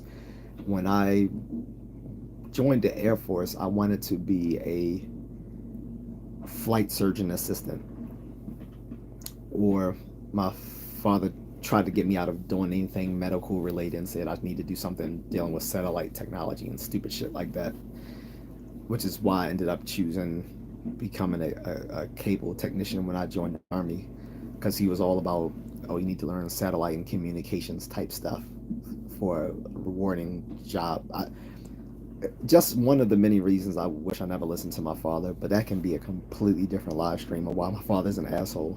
But he was Army combat medic himself, so I guess because of his experiences, he kept telling me not to do anything related to medical. In any case, the job that I wanted in the Air Force, I found out they can't hold that slot for you. Like, if it's available when you come out of boot camp, then of course you'll get that specialty. But if not, you'll just have to pick what's available once you come out of boot camp, which is I didn't find that a good idea. So I did Army. So both Army and I think Marines as well. You can they will actually hold the job that you want available for you until you come out of boot camp. And that they definitely stuck to that because like once I came out of as soon as we graduated from boot camp, we left the very next day and were sent to our training our training school. So for me, that was Fort Gordon in Georgia. It's right, within Augusta, Georgia, and some of the people who were there were ready to start the classes as well, but because we didn't have enough people yet, they just had to pull guard duty every day until we arrived, so that we have enough people to start the class. I remember one of the people there waiting for us to so that we could do the class was this really beautiful girl. She was Blasian, like she was black and Korean, and she went on to become like a video vixen, and she's acted in movies and TV shows. And funny thing is, when we met, she even told me, she's like, yeah, when I come back, she said, when I go back home, she said, I'm gonna get involved in acting and modeling and stuff like that. And I'm like, yeah, okay. And she was like, what, you don't believe me? I was like, I guess. I said, so she was mad that I didn't believe her, but she was right. She became pretty famous for a while, back in like the late '90s and early 2000s. So she was pretty. But yeah, so she and a bunch of other people were sitting there just pulling guard duty every day until we arrived, so that we could start the class. But that just shows they meant it. Like they held those slots for us so that the training was there for us.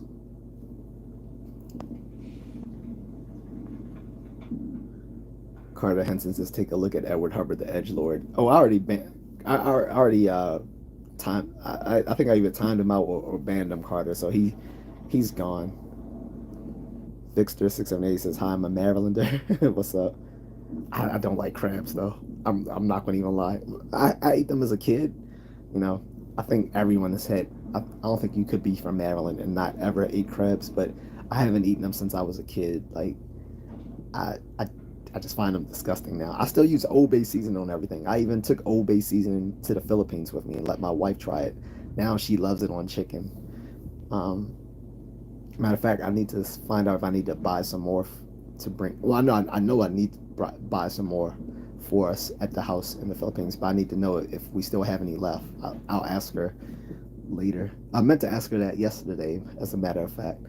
But thanks for reminding me, Vixter. That reminds me to ask her if we still have Old Bay seasoning left in the house.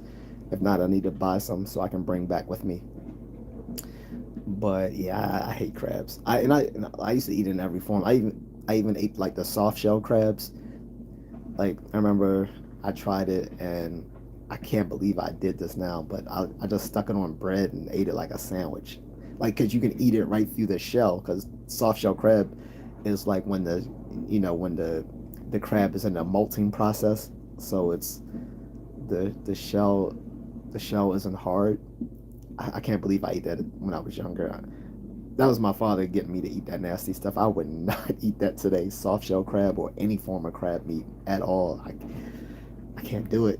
I can't do it. I know I'm a traitor to my um, to my Maryland heritage, but I can't do it anymore. Tim27 says New York does not what? BSK says adios. Yeah, he went.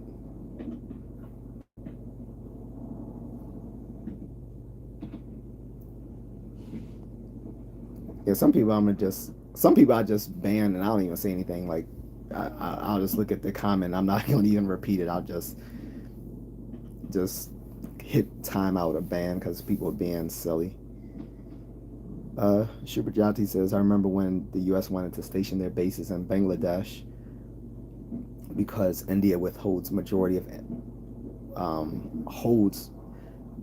the Indian Ocean, especially the Straits of Malacca, which connects the South Asian, Pan-Asian countries and South China Sea. Meanwhile, the Strait of Malacca is under Andaman and Nicobar Islands, which is under the power of India and China, always loosens their grip when it comes to these passageways.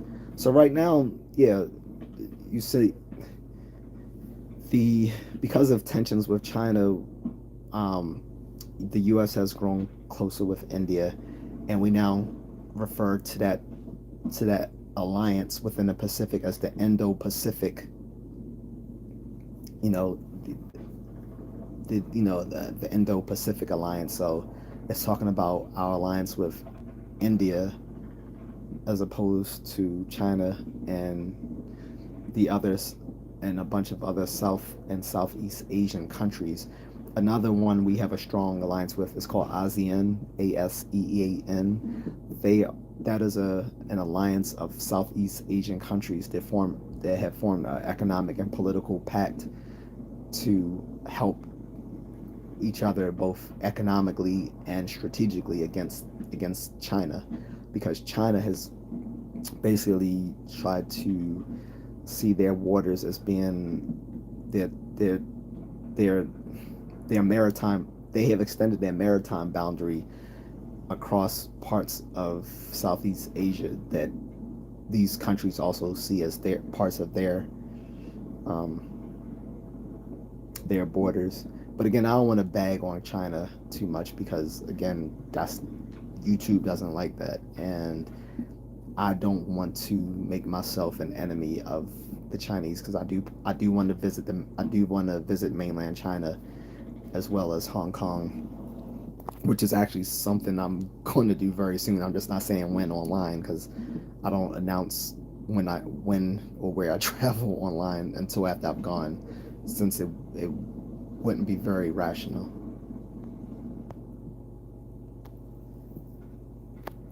You're right, Yara says, brother. I don't understand what you're right, Yara is saying. Sorry, just saying it's best man and brother come. So Don Tio says Taco Bell's good as people. Why? That's such a random question. That's so far outside of what we're talking about today. That's not about the army. And whether I find it any place any place food delicious or not is going to be completely subjective. So, Bosco Lee says hello. I'm new here. What's up, Bosco? BSK says if the counter under your channel name is accurate, folks are dropping grenades and jumping off. Actually, the counter right now is just 3 dots, so I can't even see the amount of people active. Sometimes it does that. It'll give me a counter of people in the chat. Other times it'll just it won't show anything. Like right now, it's not showing anything. So, but like I said, this is a vertical live stream, so it doesn't give me that much analytics. Unfortunately, but a vertical live stream is meant to be more informal anyway, which has the informality of the vertical live stream has its own benefits. But if I wanted to like have more like better analytics and stuff, that would be from doing like a regular live stream or doing a super chat.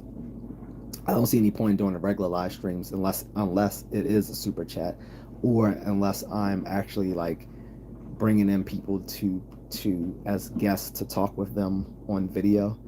That would be the point of having like the regular live streams, is when I can bring on people to actually chat with them as guests, or invite people to from the comments or whatever, if they want to jump on camera and talk with me. But if I'm not going to talk with anyone, then the vertical live stream is fine.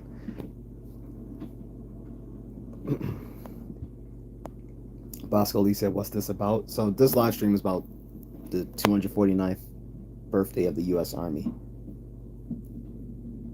Dylan says, WIF. Shuberjati says, dude, China claims that Tibetan state of Arunachal belongs to them, where Arunachal is part of India, and people from Tibet, along with Dalai Lama presence in India, hate China real bad. So, yes, so there's a skirmish along the India. So, a lot of people in America don't know this, but there is an active skirmish along the border of India China right now that has erupted in violence for the last couple of years. It hasn't gotten that bad, but there has been violence exacted on that border where there's disputed territory between China and India. It hasn't grown into a full blown war, but there have been, like I said, some violence there. As far as Tibet, I really don't, to be quite honest, I don't have much sympathy for Tibet because before before Tibet was brought into into the national China, it was like a sovereign state where everyone worshipped the Dalai Lama, and pretty much all the people of Tibet were subservient to the religious leaders of Tibet. So it was pretty much it was a theocracy where everyone was like a peasant and was expected to be subservient to the religious leaders, the lamas, with the supreme head being the Dalai Lama. And the funny thing is now with Tibet under Chinese control, they've the CCP has made their own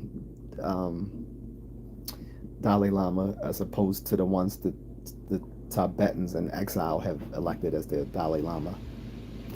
And right now, the Dalai Lama is not to be defended as he likes to make inappropriate comments to little boys and thinks it's okay to say that they should do certain things to him, which we will not talk about here on this channel. But again, I'm not a fan of the Tibetan religion because of these sorts of things.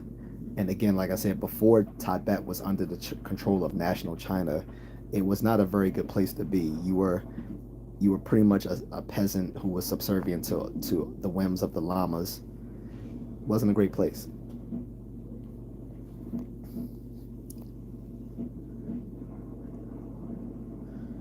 I don't know what BSK was saying to Don. Don Tuesday Bosco was about big military birthday. So again, guys, I've been reading snippets from different military news sources about the Army birthday throughout the chat just to bring it back in focus and for people who, didn't know about it, because it's not widely celebrated.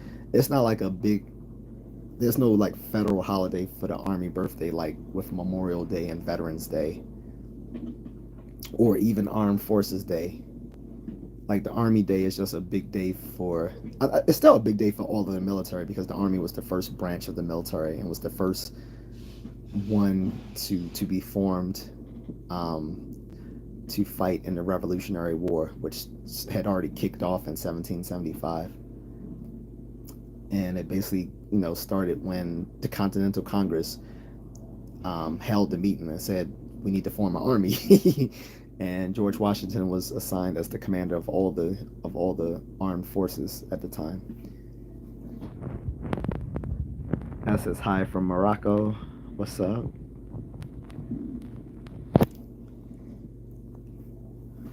BSK says you might do the subscriber to comment routine 20 minutes.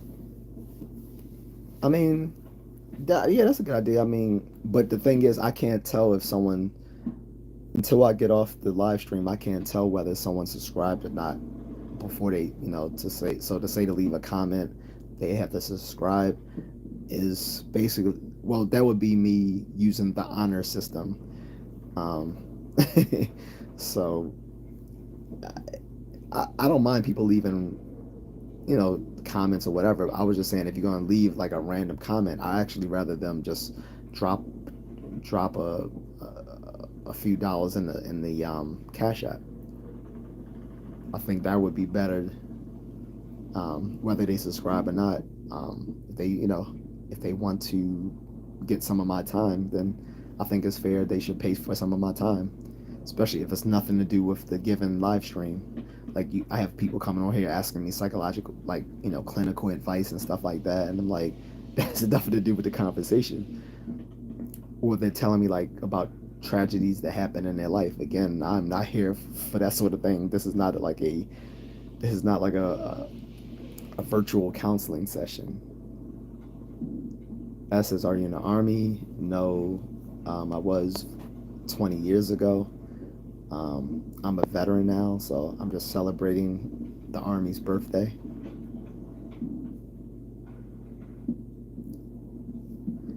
BSK is currently the Army is desperate for bodies, mostly. You would think so, but they still haven't lowered their standards that much to do so.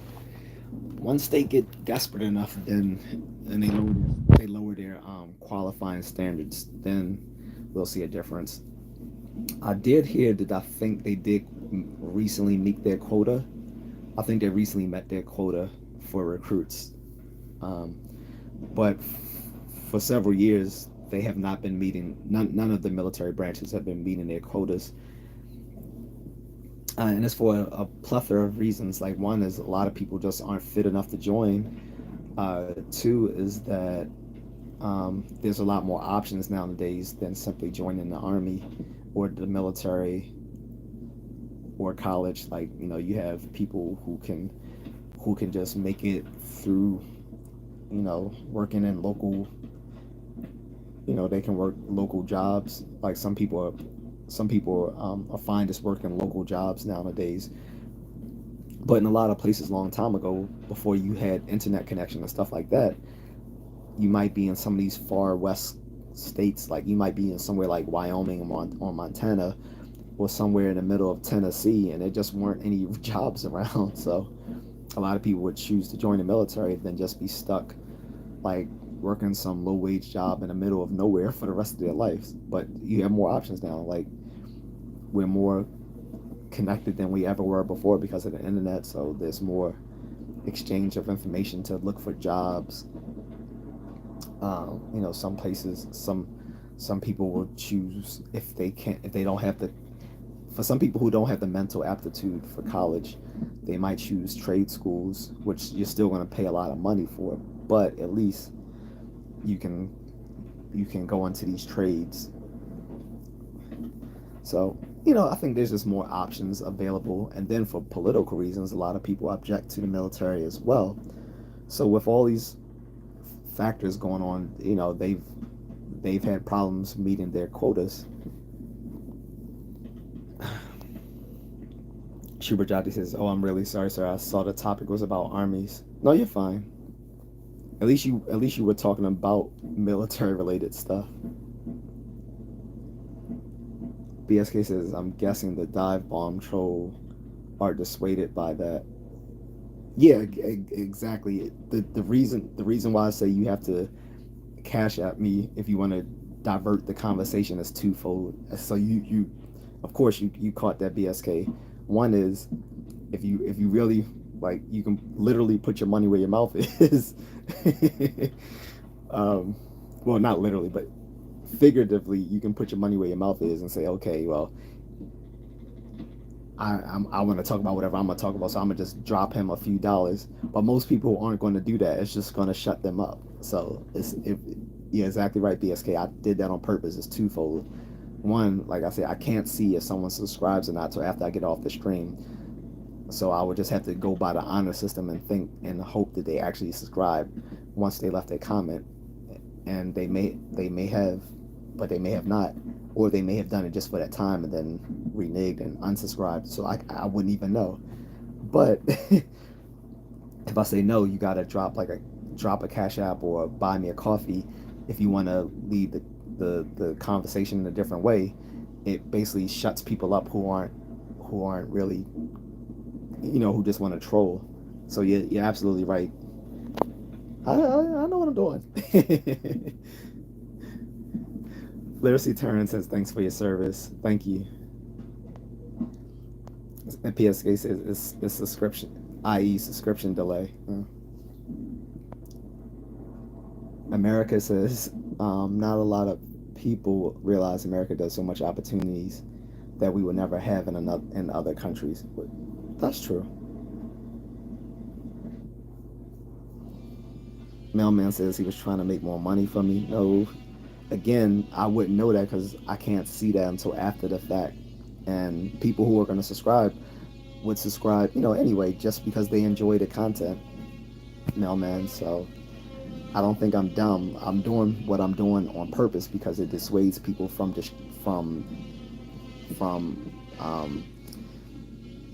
messing up the content of the live stream. If the content of the live stream is, say, we want to talk about Superman, but people want to come to the conversation talking about why their wife doesn't love them anymore, that has nothing to do with the conversation. So if they want to do that, they're going to drop me a Cash App or buy me a coffee to do so. If not, they're probably just going to they're going to realize that once I tell them leave a Cash App or I'm not going to listen to what they got to say, then ergo, no one's there won't be any more attention given their way. I know what I'm doing, and a subscription doesn't make me money. So you don't know what you're talking about. The Cash App makes me money. America says we are truly blessed to be born in this nation or live in this nation at this time. It was amazing. It is beautiful. It's done some wrong, but we're lucky to live here. True, because I mean, you could be born in another country through no fault of your own and be living in the living hell.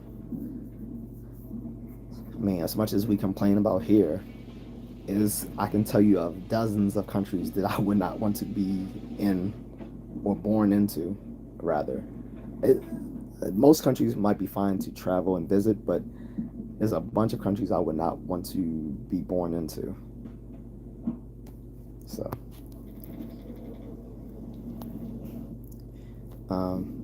America says, and another thing that I think about every day is our legal system. We don't be worried about being taken advantage of by the government, going missing because we have fairly legal system that works. I don't know about that one. The legal system here sucks.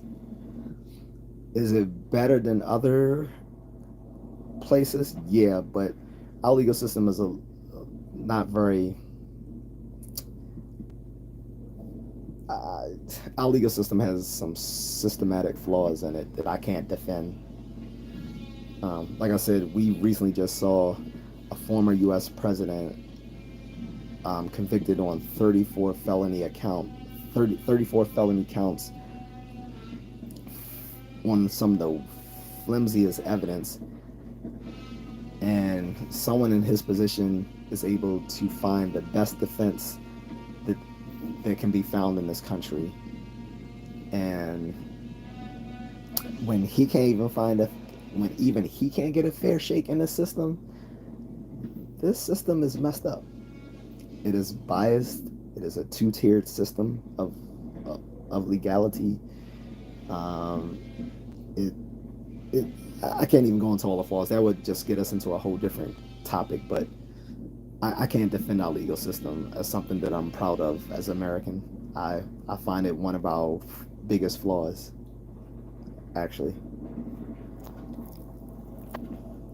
America says it has issues, I know, but but there's a trial, it's public, you don't have to go missing. I get what you're saying. You don't have to worry about your family being killed because you said something against the government. I completely get you on that. So if you look at another, I was about to mention another country, but I've mentioned their names too much already. And again, I'm not going to keep mentioning them because I don't want to get blacklisted from visiting their country. But yeah, there are countries where it's already decided what the outcome of the trial before you even do the trial. Like the trial is just a farce. But yeah, you're absolutely right. In that regard, you're absolutely right. Compared to some other countries where you have these kangaroo courts, you're absolutely right. So sorry, yeah, I was too quick on the gun with that, but yeah, I have to agree with you on that. BSK says America, for starters, learn about grand jury system, make an effort. No, no. So he he has a point. America says in the old days, my favorite seasoning is probably my most favorite seasoning. It is so versatile that you could put on everything. Seriously, they put it on goldfish, and it's pretty damn good. Wait, what season are you talking about? I didn't hear you say anything about seasoning. We're not talking about Old Bay, right? I don't know if we're talking about Old Bay or something else. Because again, I'm always gonna be like about 5 minutes behind in the comments, guys. So if you're talking about something I just talked about, then I'm probably not gonna catch it till after I scroll down, and I might get lost. So I apologize for that. Cassin's the goal. If you want me to answer your question, drop a cash app. You're not gonna derail my conversation with random shit. See, my mic isn't working. Sorry, I might be just talking too lowly. Can you guys hear the lo-fi? Well, it's not lo-fi. It's like ambient gunfire battle. I think I might switch to some lo-fi music, but no. Since it's about army, I'm just gonna keep it on the gunfire battles, sort of like an ambience noise in the background that you should hear. It should sound like distant rain and hearing like artillery stuff like that. Um,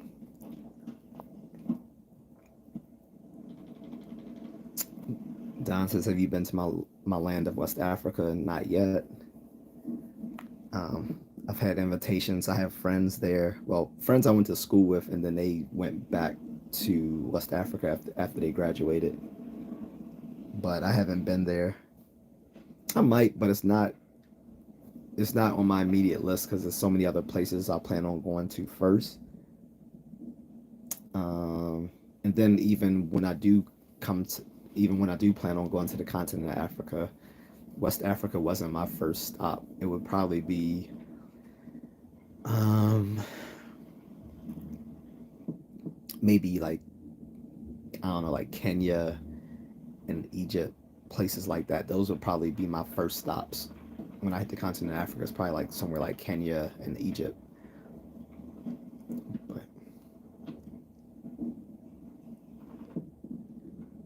BSK is saying research the grand jury system. All right, so casing is just getting banned.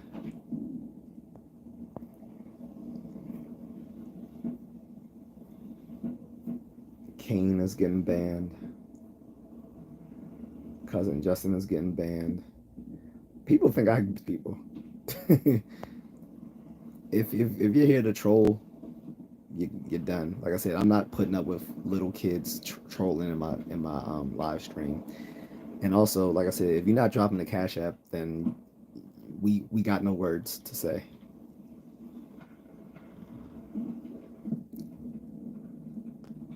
Like I said, unless you are dropping in the Cash App so I can buy me some fruit snacks,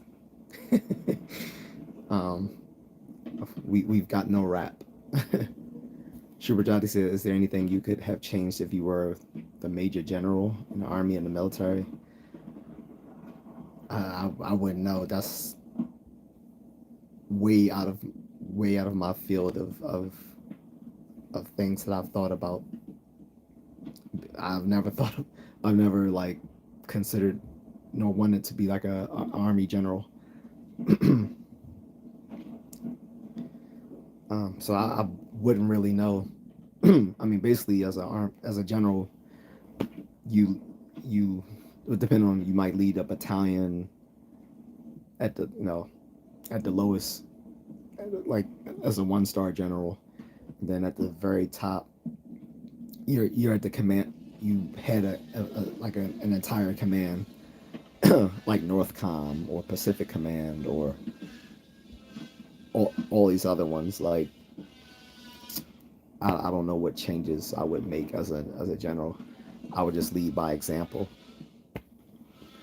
So anything I expected of my soldiers, I would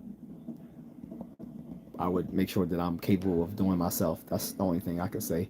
And most army generals are that way, which is why they're so well respected amongst their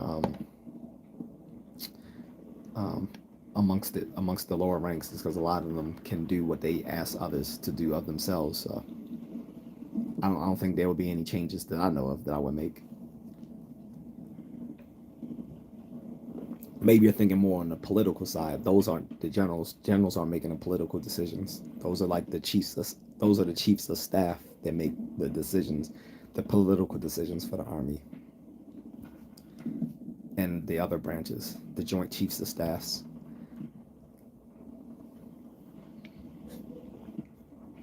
On top of that, each military branch has their own secretary.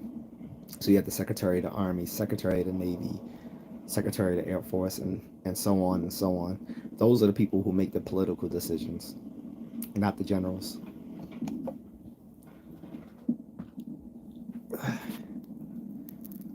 Shawi Malik says, "What's up?" BSK says, vis-a-vis China, currently first place in space.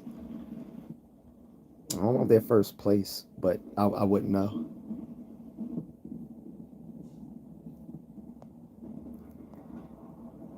Mercanoid Peanut Butter is back. Says, "What's up? Happy military birthday anniversary, Pride Month, and early Juneteenth." He rolled them all in one.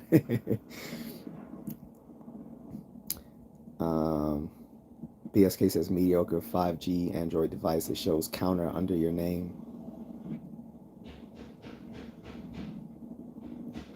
Oh, okay. So yeah, like I said, I get a counter, but this because I'm doing a vertical live stream, it doesn't have all the analytics as a regular live stream. Vertical live streams are just more something more informal that the YouTube allows you to do.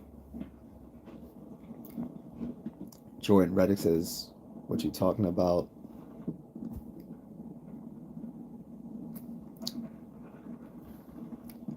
Peter Jones says, "Don't you think Biden is too old for a second term?" Um, I'm not talking politics today, guys. Like we do that we do that so often. I'm not talking about politics today. Like I said, if you want to talk about politics, and this is with all due respect, I'm not trying to be funny, not trying to be rude. Drop me a cash app, and we can talk about whatever you like to talk about. But I'm simply here just celebrating the 249th birthday of the U.S. Army. I don't want to get into political discussions. It's going to go far astray from the original topic. John says, "What does a small orange flag mean on buildings?"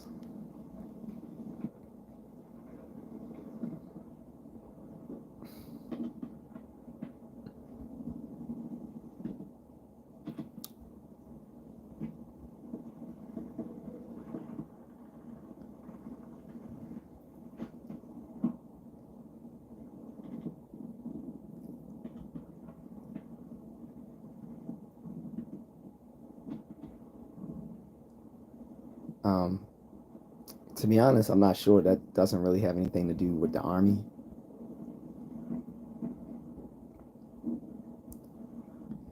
I think I think that's a construction thing, to be honest.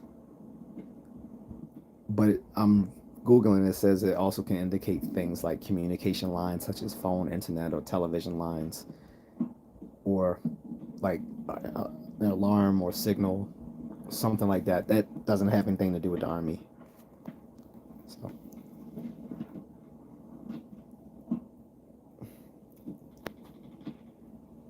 So this is would you agree that we have been an absolute embarrassment regarding warfare post World War II? No. Korean War. I mean, do you know how many wars and skirmishes we've been in since World War II? This is why we're still at the top of our game, whereas other countries, again, I'm not going to mention their names, haven't fought since like the 60s and 70s, and then the last time they fought, they lost. Let's just say that country that I'm talking about, the last war they fought was against Vietnam, and Vietnam won. And it wasn't us. After the Vietnam War, there was the Sino-Vietnam War. So if you know what Sino stands for, then you know what country I'm talking about. They lost to Vietnam, um, and that's the last time they've had like an actual war. As with us, we've been vetted since World War II. I don't know what you're talking about. An absolute embarrassment. I think some of you need to stop playing Call of Duty if you really want to know about the military, enlist. But if all your information you get about the military is through playing video games, and watching TV, then you don't really know anything about the military. I think a lot of men. This is one of those reasons why a lot of people think they should reinstitute conscription to service or the draft. But no, I don't think we've been an embarrassment since World War II. And many, if not most of the wars and skirmishes we've had since World War II, we've won them.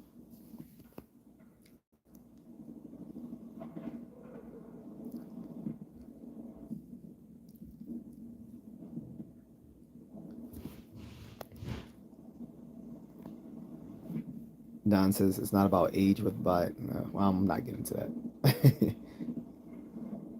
Schubert Johnny says, "Sir, I need to go. It's 2:23 a.m. See you tomorrow. Really good talking with you. Thanks.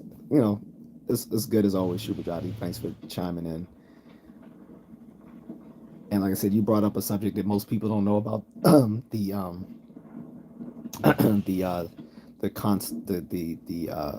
current skirmish along the Indian border with China right now that most people aren't aware of. I was aware of it, but I'm a I'm sort of a political nerd, so I like knowing about things like that. But yeah, well, have a good evening.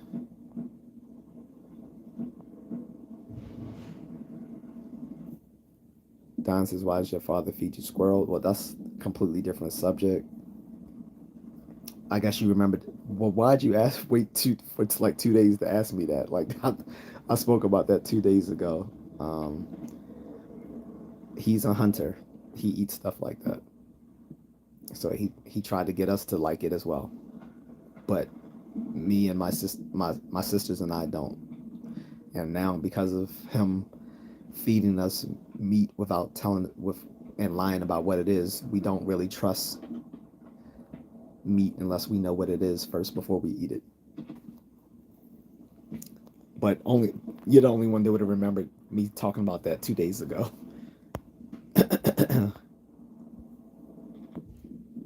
Trucker Traces OnlyFans. Um, he said, "I'm a veteran. I joined back in 2006 when our economy was shit." Yeah. You that yeah, our economy had dropped back then. I, arguably, I arguably though, I think it's worse right now. Arguably, I think the economy is actually worse right now. It's just that it's not. I think the media just doesn't talk about it right now because it would hurt certain candidates' chances of being reelected. But the economy right now is worse than 2006. I mean, when you look at how much it costs to feed yourself, to to the cost of living is just astronomical. Like the the, the economic issues we're dealing with right now is almost on par with the Great Depression, and it's really not talked about. But again, that's a subject for another day. But you joined the year after I left, so that's what's up. Um, ours, Don Cheetah was talking about something that I mentioned 2 days ago in a previous live stream, which it is kind of weird for him to bring up today, but I had mentioned, some things growing up, and I mentioned that, as my father was a hunter, he would feed us all sorts of wild game meat and not tell us what it was until after we ate it. That's what he's referring to. Trucker Traces, where I was stationed. So I was stationed at Fort Detrick and briefly at Walter Reed Army Hospital. BSK says, "I'm surprised you ain't gone." I know because it should be late where he is. I don't know which West African countries in, but it should be kind of late there, I think.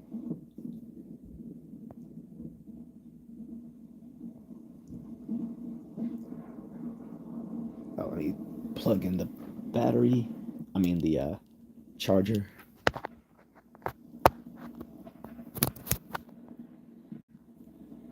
still riding. It's getting banned. Obey. Oh, so you were talking about Obey America. I'm sorry. I was like, I hope he's talking about Obey because I was like, I was completely confused when you were talking about seasoning.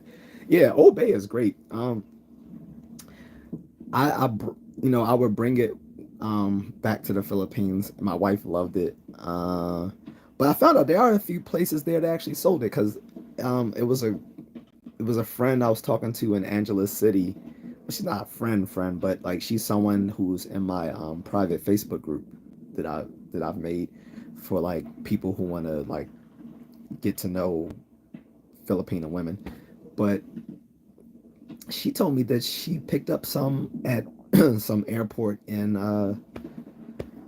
the Philippines. I was like, for real? I was like, okay. Excuse me, let me get some water.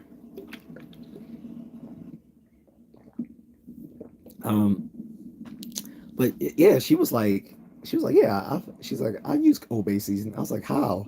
And she's like, they sell it at such and such airport.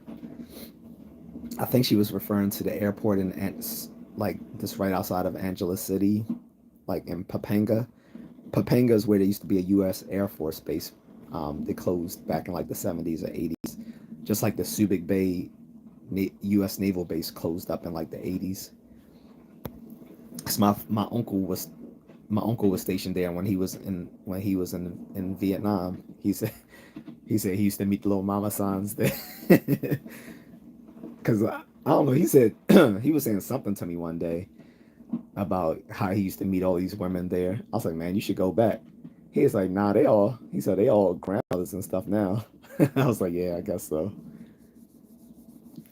But yeah, apparently even overseas you can find Old Bay seasoning. Like, is that Old Bay is that well known that you can even find it overseas. But I did bring a huge like container of it to my wife, and I think there's still some left. I have to ask her because if not, I'm gonna buy some more, and then hopefully we can find some when I'm there at the airports. Maybe I guess some of these international airports have these, those items.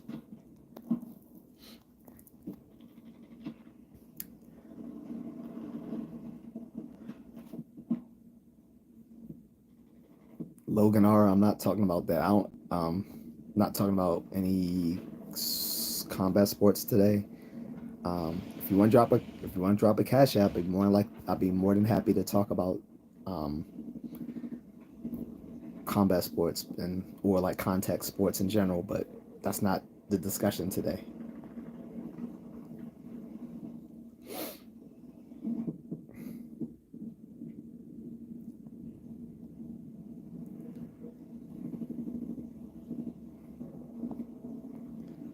Um,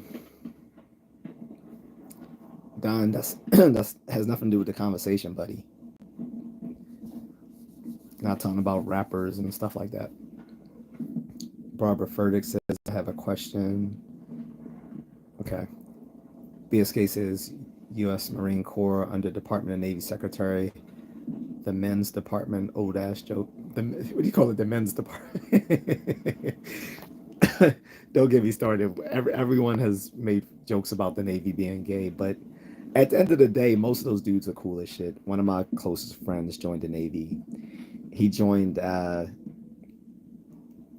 He actually joined like the Navy 2 years before I joined the Army, and I think he tried. I can't remember if he asked me if I wanted to join with him or not. I don't think he did, but um, it was a rewarding experience for him, I guess. But they aren't the manliest of the branches. Let's be honest, they aren't. So that's I guess there's this back and forth between the Navy and the Marines because the Marines, even though it's a separate branch, they're under the Department of the Navy. So that is funny. I think Space Force is still under the Department of the Air Force too. I have to check, but I think they are under the Department of the Air Force.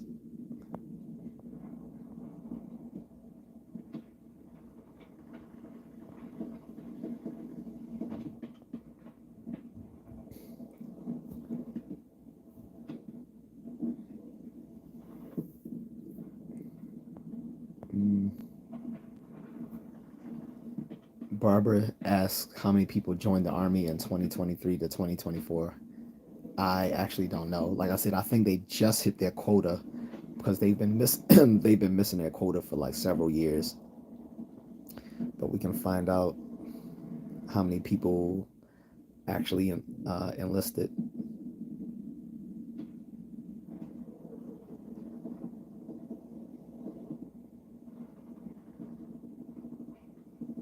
They won't have the stats for 2024 until the next year. But we can get it for 2023. But they're not going to have the stats for 2024 until next year.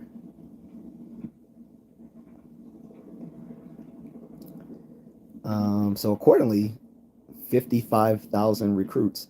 The service is expected to hit its enlistment goal of 55,000 recruits for fiscal 2024 and enlist another 5,000 through a delayed entry program, Army Secretary Christine Wormuth told the Senate Army Services Committee. 55,000 recruits. So that's what I said. This is the first year that they're on target to actually hit their numbers.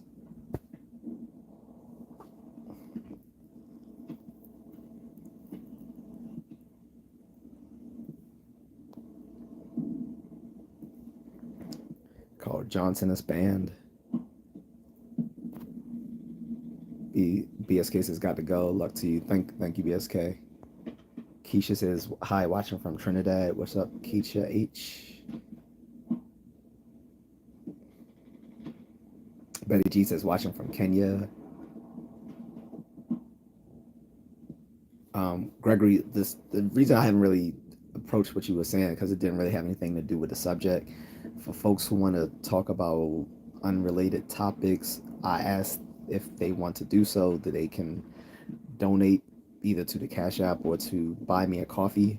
But if it's not really germane to the conversation, like at least like what Barbara Furtick asked me was germane to the conversation. She asked me how many people joined the army this year. So I looked it up for her because I I didn't know the number. I just knew that they hit that target, and that was kind of germane to the conversation today. But if it's something about politics or sports or religion, that really doesn't have anything with today's topic. So every week I do a day where we can talk about random stuff, but that wasn't going to be today because I already had this plan because I knew June 14th being the Army birthday was something I wanted to celebrate and talk about stuff like that.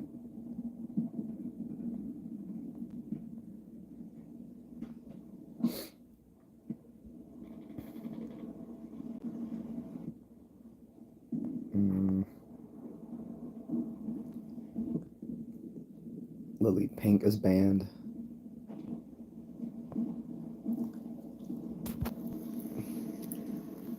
So I can't.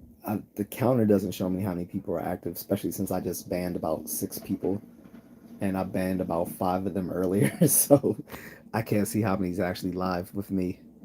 But I'm probably going to end this soon. Um, but if people have other questions, comments relating to anything dealing with the army, its birthday, the military, the Revolutionary War, because I guess if we're going to talk about the 249th birthday of the Army in 1775, it might get into questions of the Revolutionary War. We had one guy joke said that the British allowed us to form our own country. I was like, no, we took our country through bloodshed. Not to mention, at the time, Great Britain had a lot of enemies within the continent of Europe, so they kind of backed us. We had people from France and Germany backing us in the Revolutionary War.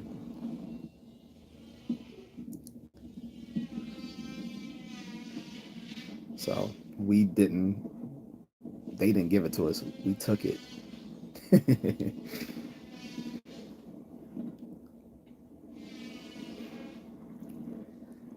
And it's, we had We had home court advantage, to put it in sports terms. We had home court advantage.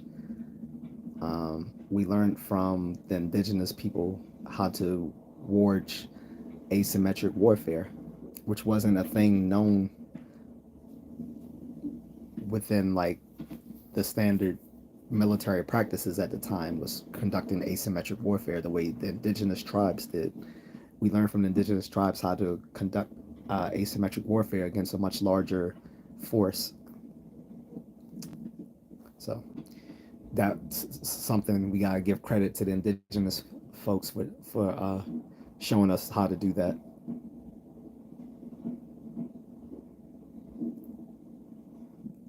Um, but yeah, I'm probably gonna end this because I don't see any comments popping up, because I think most of the comments that were popping up were um, from trolls. Um, but for the folks who's overseas, don't be afraid to ask me a question. Like I say, I see Keisha is from Trinidad and Tobago. Betty is from Kenya. It's funny she's from Kenya because I had just mentioned to someone else that, when I come to the continent, like probably one of the first countries I would go to would probably be Kenya, instead of West Africa. Like West Africa right now isn't the most desirable place I want to go, so it'd probably be like Kenya, Egypt, maybe South Africa. Um, I've heard Namibia is nice. I've heard Namibia is quite diverse and nice. So those are the places I might go. But if there's no other comments, guys, I'm gonna just give another little snippet of the Army celebration, and then I'm going to go. And if there's no uh, comments or questions, I'm gonna wrap it up. All right. So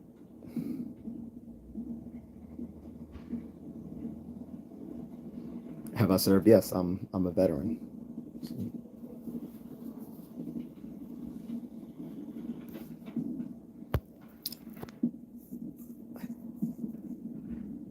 PSK says Western Africa, Brazil, not far. Yeah, I don't desire to go there, especially Nigeria. Like I think I'm too worried you go to Nigeria, everyone's gonna be trying to scam you.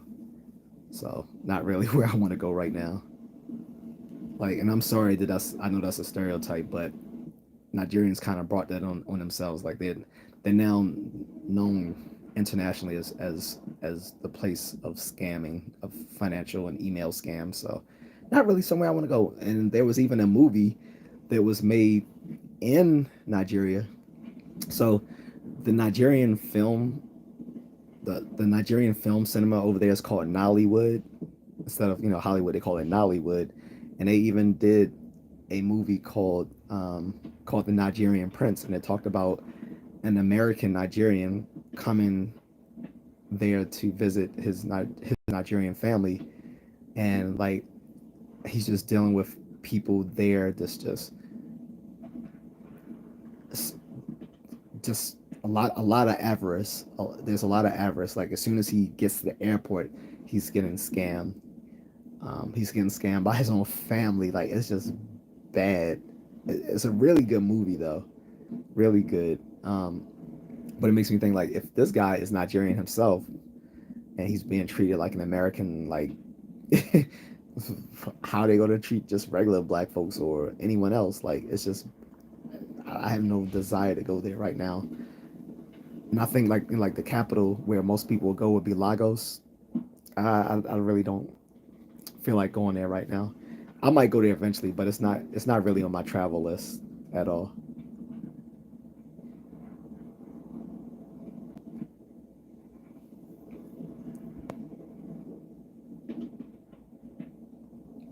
But I'm gonna read this little snippet and then I'm gonna go.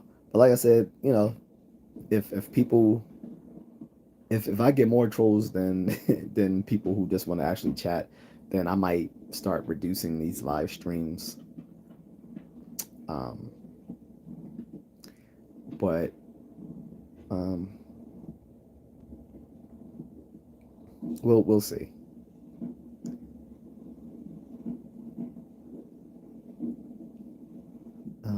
Looking for a good article to read.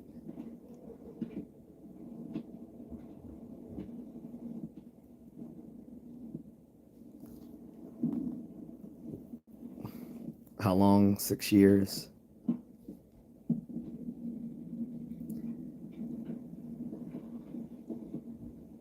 Okay, here's a good one. This is from the Stars and Stripes newspaper.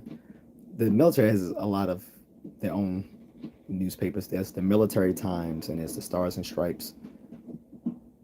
Pretty good, pretty good periodicals for folks in the service or even people not in the service but maybe interested in what goes on in the service.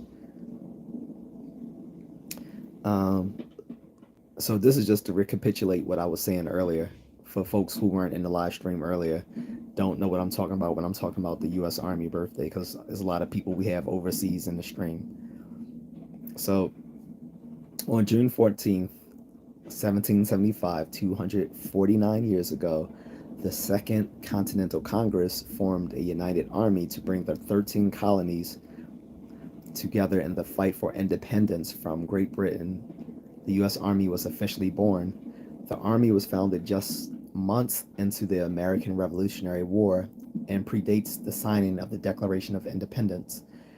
Over its over its nearly 2.5 centuries of service, the Army evolved from a ragtag militia hastily formed to fight against Britain to the largest of one of the most powerful militaries to ever exist.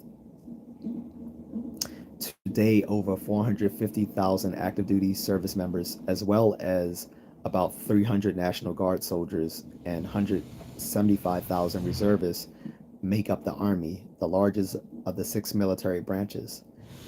This year's theme is honoring the past, defending the future. Um, so that I just wanted to, recapitulate that. And just to sum it up, so the Army also celebrates its history through weekly Twilight Tattoo live events, which are hosted Wednesdays between May and July at Joint Base Meyer Henderson Hall in Arlington, Virginia. This event sees performances by members of the Old Guard, the oldest active duty infantry regiment, and the U.S. Army Band Pershing's Own. So, yeah. So, again, that's what it was about, guys.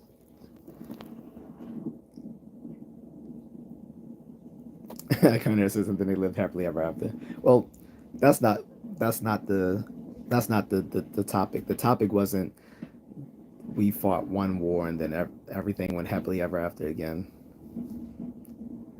I mean, most people who remember their American history knew that we fought a second Revolutionary War called the War of 1812, when they tried to take back the United States, and it didn't work. And at that time, they also lost Canada. So, um, uh, yeah. But we did end up becoming allies, after afterwards. Sometimes you have to fight it out amongst your own brothers, because there's, you know, you can be family, but there can be irreconcilable differences, right? Um, Tyranny can be considered an irreconcilable difference. The funny thing is, we're being taxed more for stuff amongst our own country than we were being taxed through as colonists. So go figure. But yeah, so anyway, like I said, I don't want to get too political, but um, because we can definitely have days where we can get political. We've already had that discussion earlier this week when we talked about um, the court cases and stuff like that. So today's not for that. Um, but yeah, I'm gonna bring this to a wrap pretty soon, guys. Unless there's any other comments. Like I said, I've gotten more trolls than I've gotten like good conversations. So, and I've probably banned more people from the channel today than I usually have. And I've gotten a lot of young people, and I find it uncomfortable because I personally don't think young people should be in live chats with adults.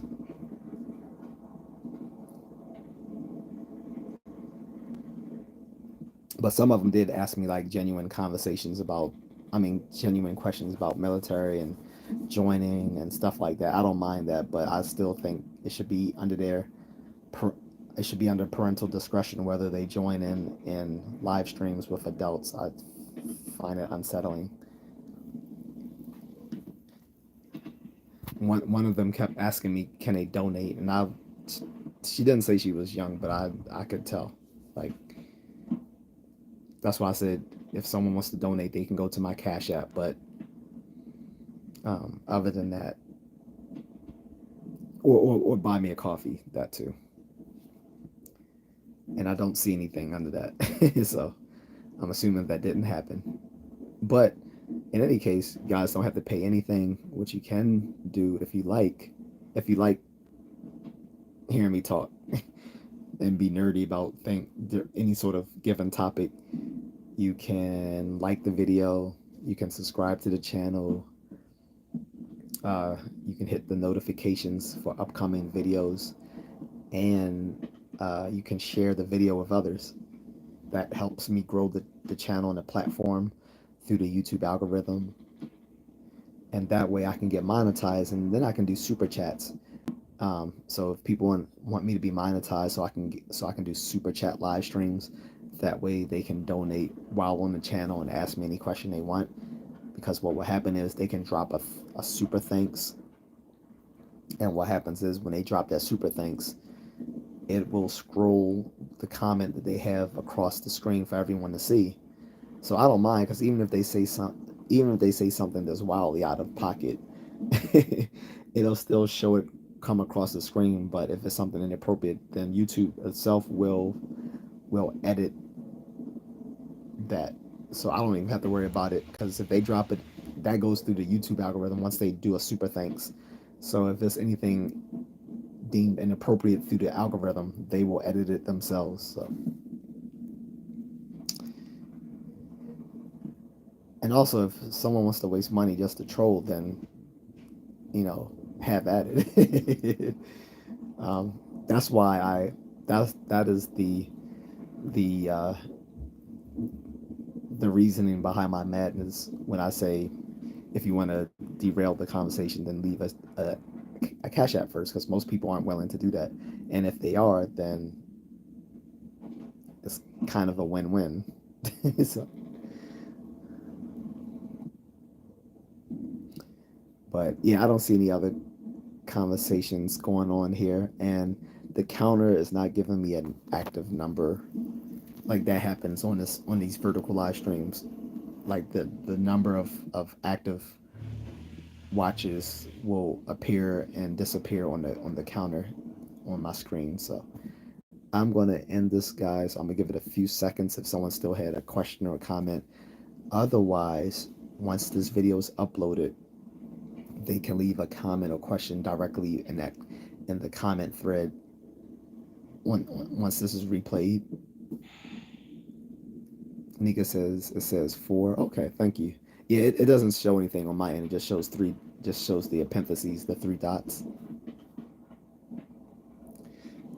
But that's probably because like I said, I kicked out a lot of people out of the chat because they were just saying inappropriate stuff. What I think of Sean Kingston. Again, you keep asking me stuff that has nothing to do with the conversation, Don. Like we're not talking about celebrities.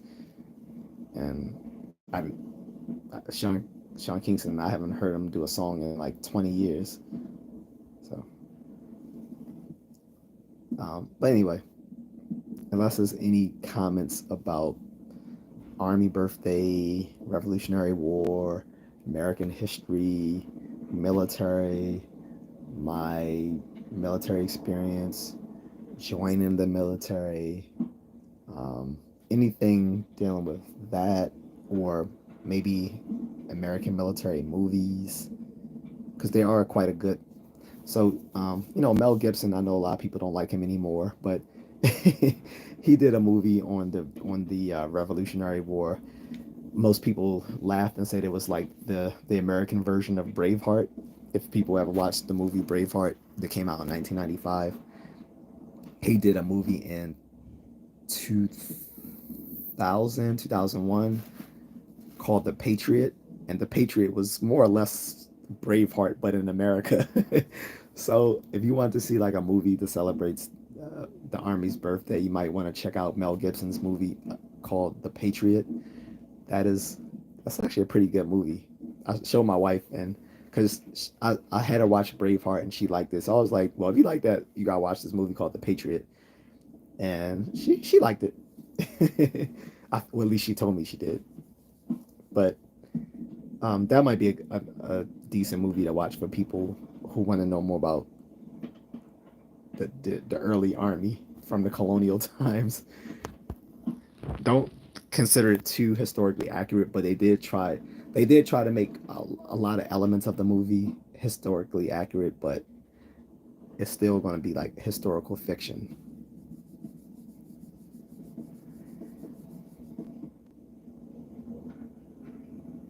Zubair, I'm not.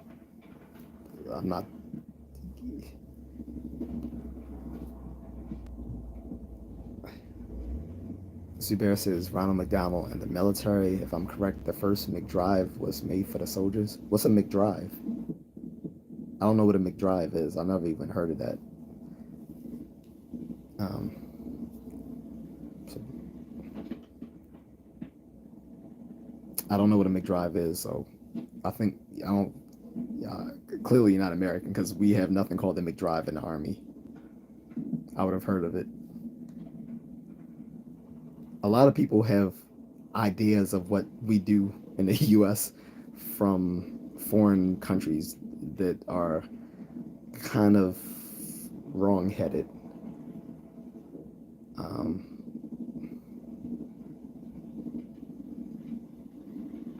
are you talking about when you say McDrive? Are you talking about the drive-through? If you're talking about the drive-through, that's we've never referred to it as a McDrive. So I think that's what you're talking about, a drive-through. Um, the drive-through um, did not start on an army base, and Ronald McDonald is not an actual person. That is a mascot. There's an actual movie about the beginning of McDonald's starring Michael Keaton. McDonald's existed before the guy who took over McDonald's and made it what it was. It was first just a local. It was first just a local hamburger shop opened by a couple of brothers in California, I believe. Before it became a nationwide franchise and an international franchise, and they were always know it was always known for like fast food that you that so yeah.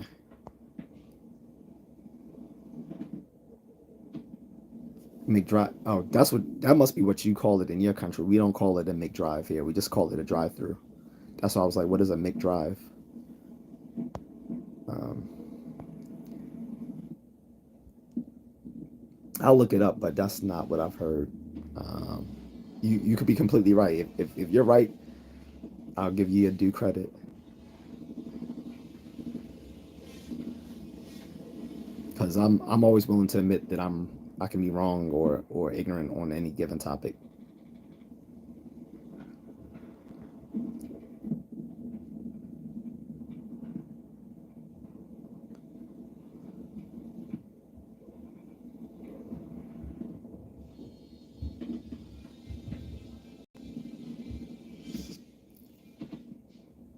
So, according to Wikipedia, this is what we have.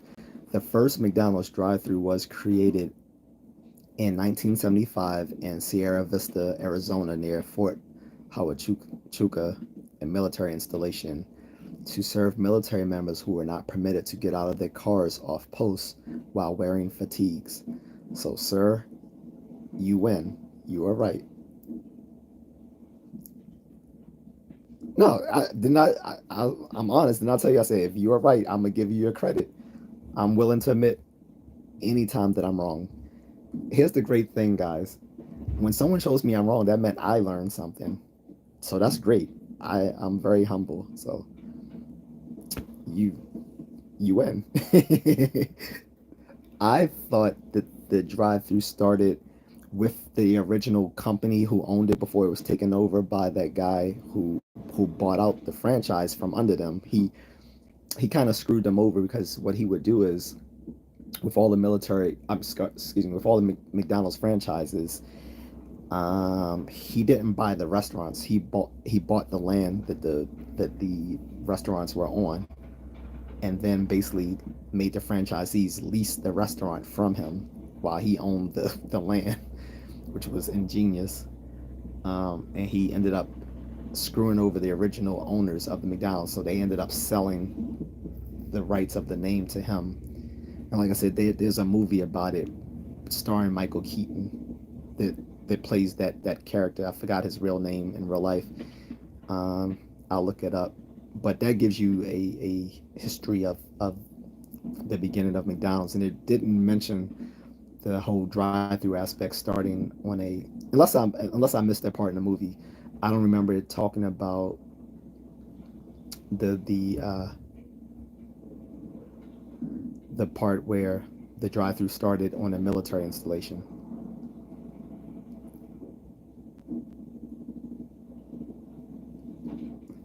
Yeah, Michael Keaton started as the businessman Ray Kroc. He was like the founder of the McDonald's franchise, but the McDonald's itself existed as like this family-owned burger joint before then. But he was a conniving businessman. It was on Netflix. I'm not sure if it's still on there, but the name of the movie was called The Founder. It's really good.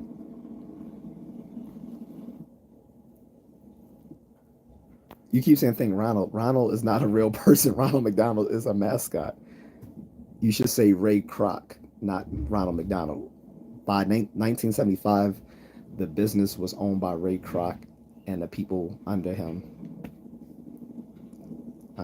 There was no Ronald McDonald. That was a mascot that they formed.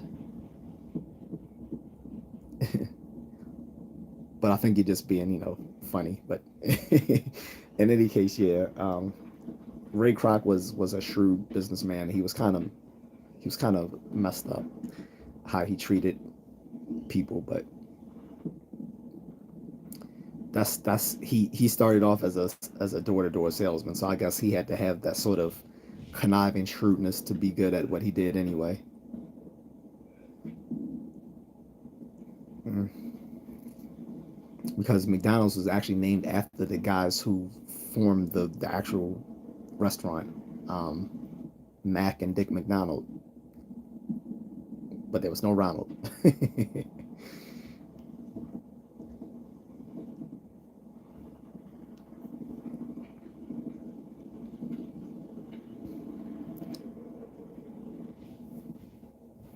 Well, thank you anyway, Zubair. You just taught me something new about the Army. That the first drive-through started on an Army base, Army post rather. We don't say bases in the Army. We say post. Yeah. So that's something we learned today, guys. First McDonald's drive-through started off in the military installation of Fort Huachuca in Arizona because soldiers weren't allowed to get out of their cars while they were still in uniform. So thank you for that, sir. And have a good day or evening, whatever time of day it is where you live. So on that note, guys, I'm gonna wrap it up. We just learned something new. At least I did. So, um, all right. Well, Unless there's any other comments, I'm out of here.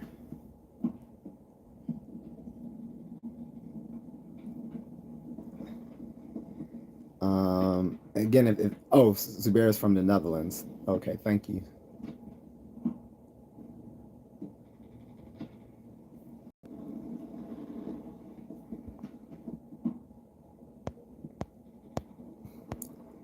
Don says they keep censoring my messages. That's an issue with you and YouTube. That has nothing to do with me. Again, if I'm pretty sure if you were making messages that were pertinent to the conversation, then they would go through. But unless anyone has any comments germane to the topic, like Zubair brought up, he said he was trolling, but then he actually brought up something that was actually interesting. So again, I didn't know that. That's something else we can kind of brag about. We had the first drive-through, but I guess they call them McDrives in the Netherlands. That's why I was like, what is a McDrive? Like McDLT, I don't know. But no, yeah. So anyway, I'm gonna go.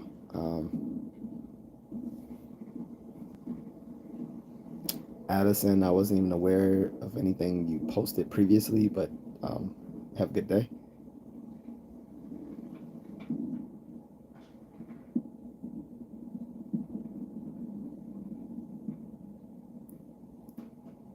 HMG says Bruce Lee forever. Well, that was the topic of yesterday when I was talking about Bruce Lee. So yeah, guys, I'm gonna go and wrap it up. Um, I think my food is digested now, so I can go work out. I had a nice little steak sub. Um, I'm sure most people can tell I was sitting here full. But yeah,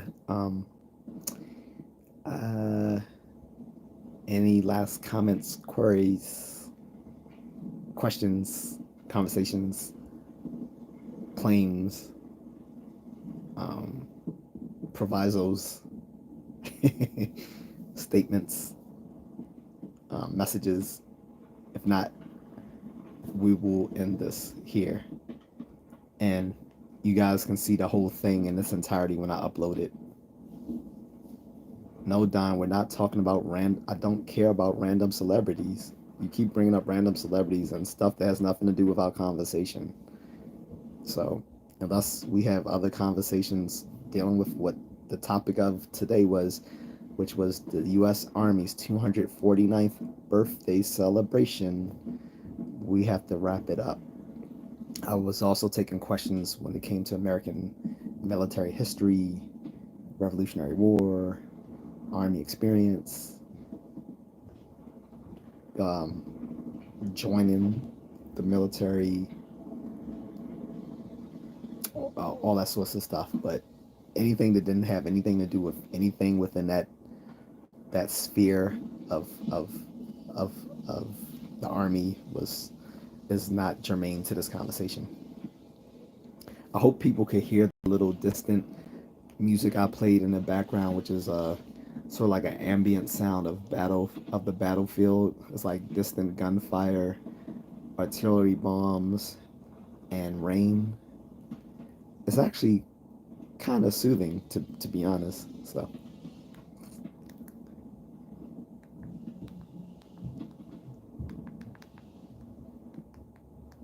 and you can catch the stuff on YouTube because I'm watching this on YouTube. I mean, I have this on YouTube as I'm doing this. So, um, but anyway, gotta go, guys. Got my little PT shirt on, so that means I gotta do some PT, evening PT. So, thanks again to everyone who contributed. Have a good day.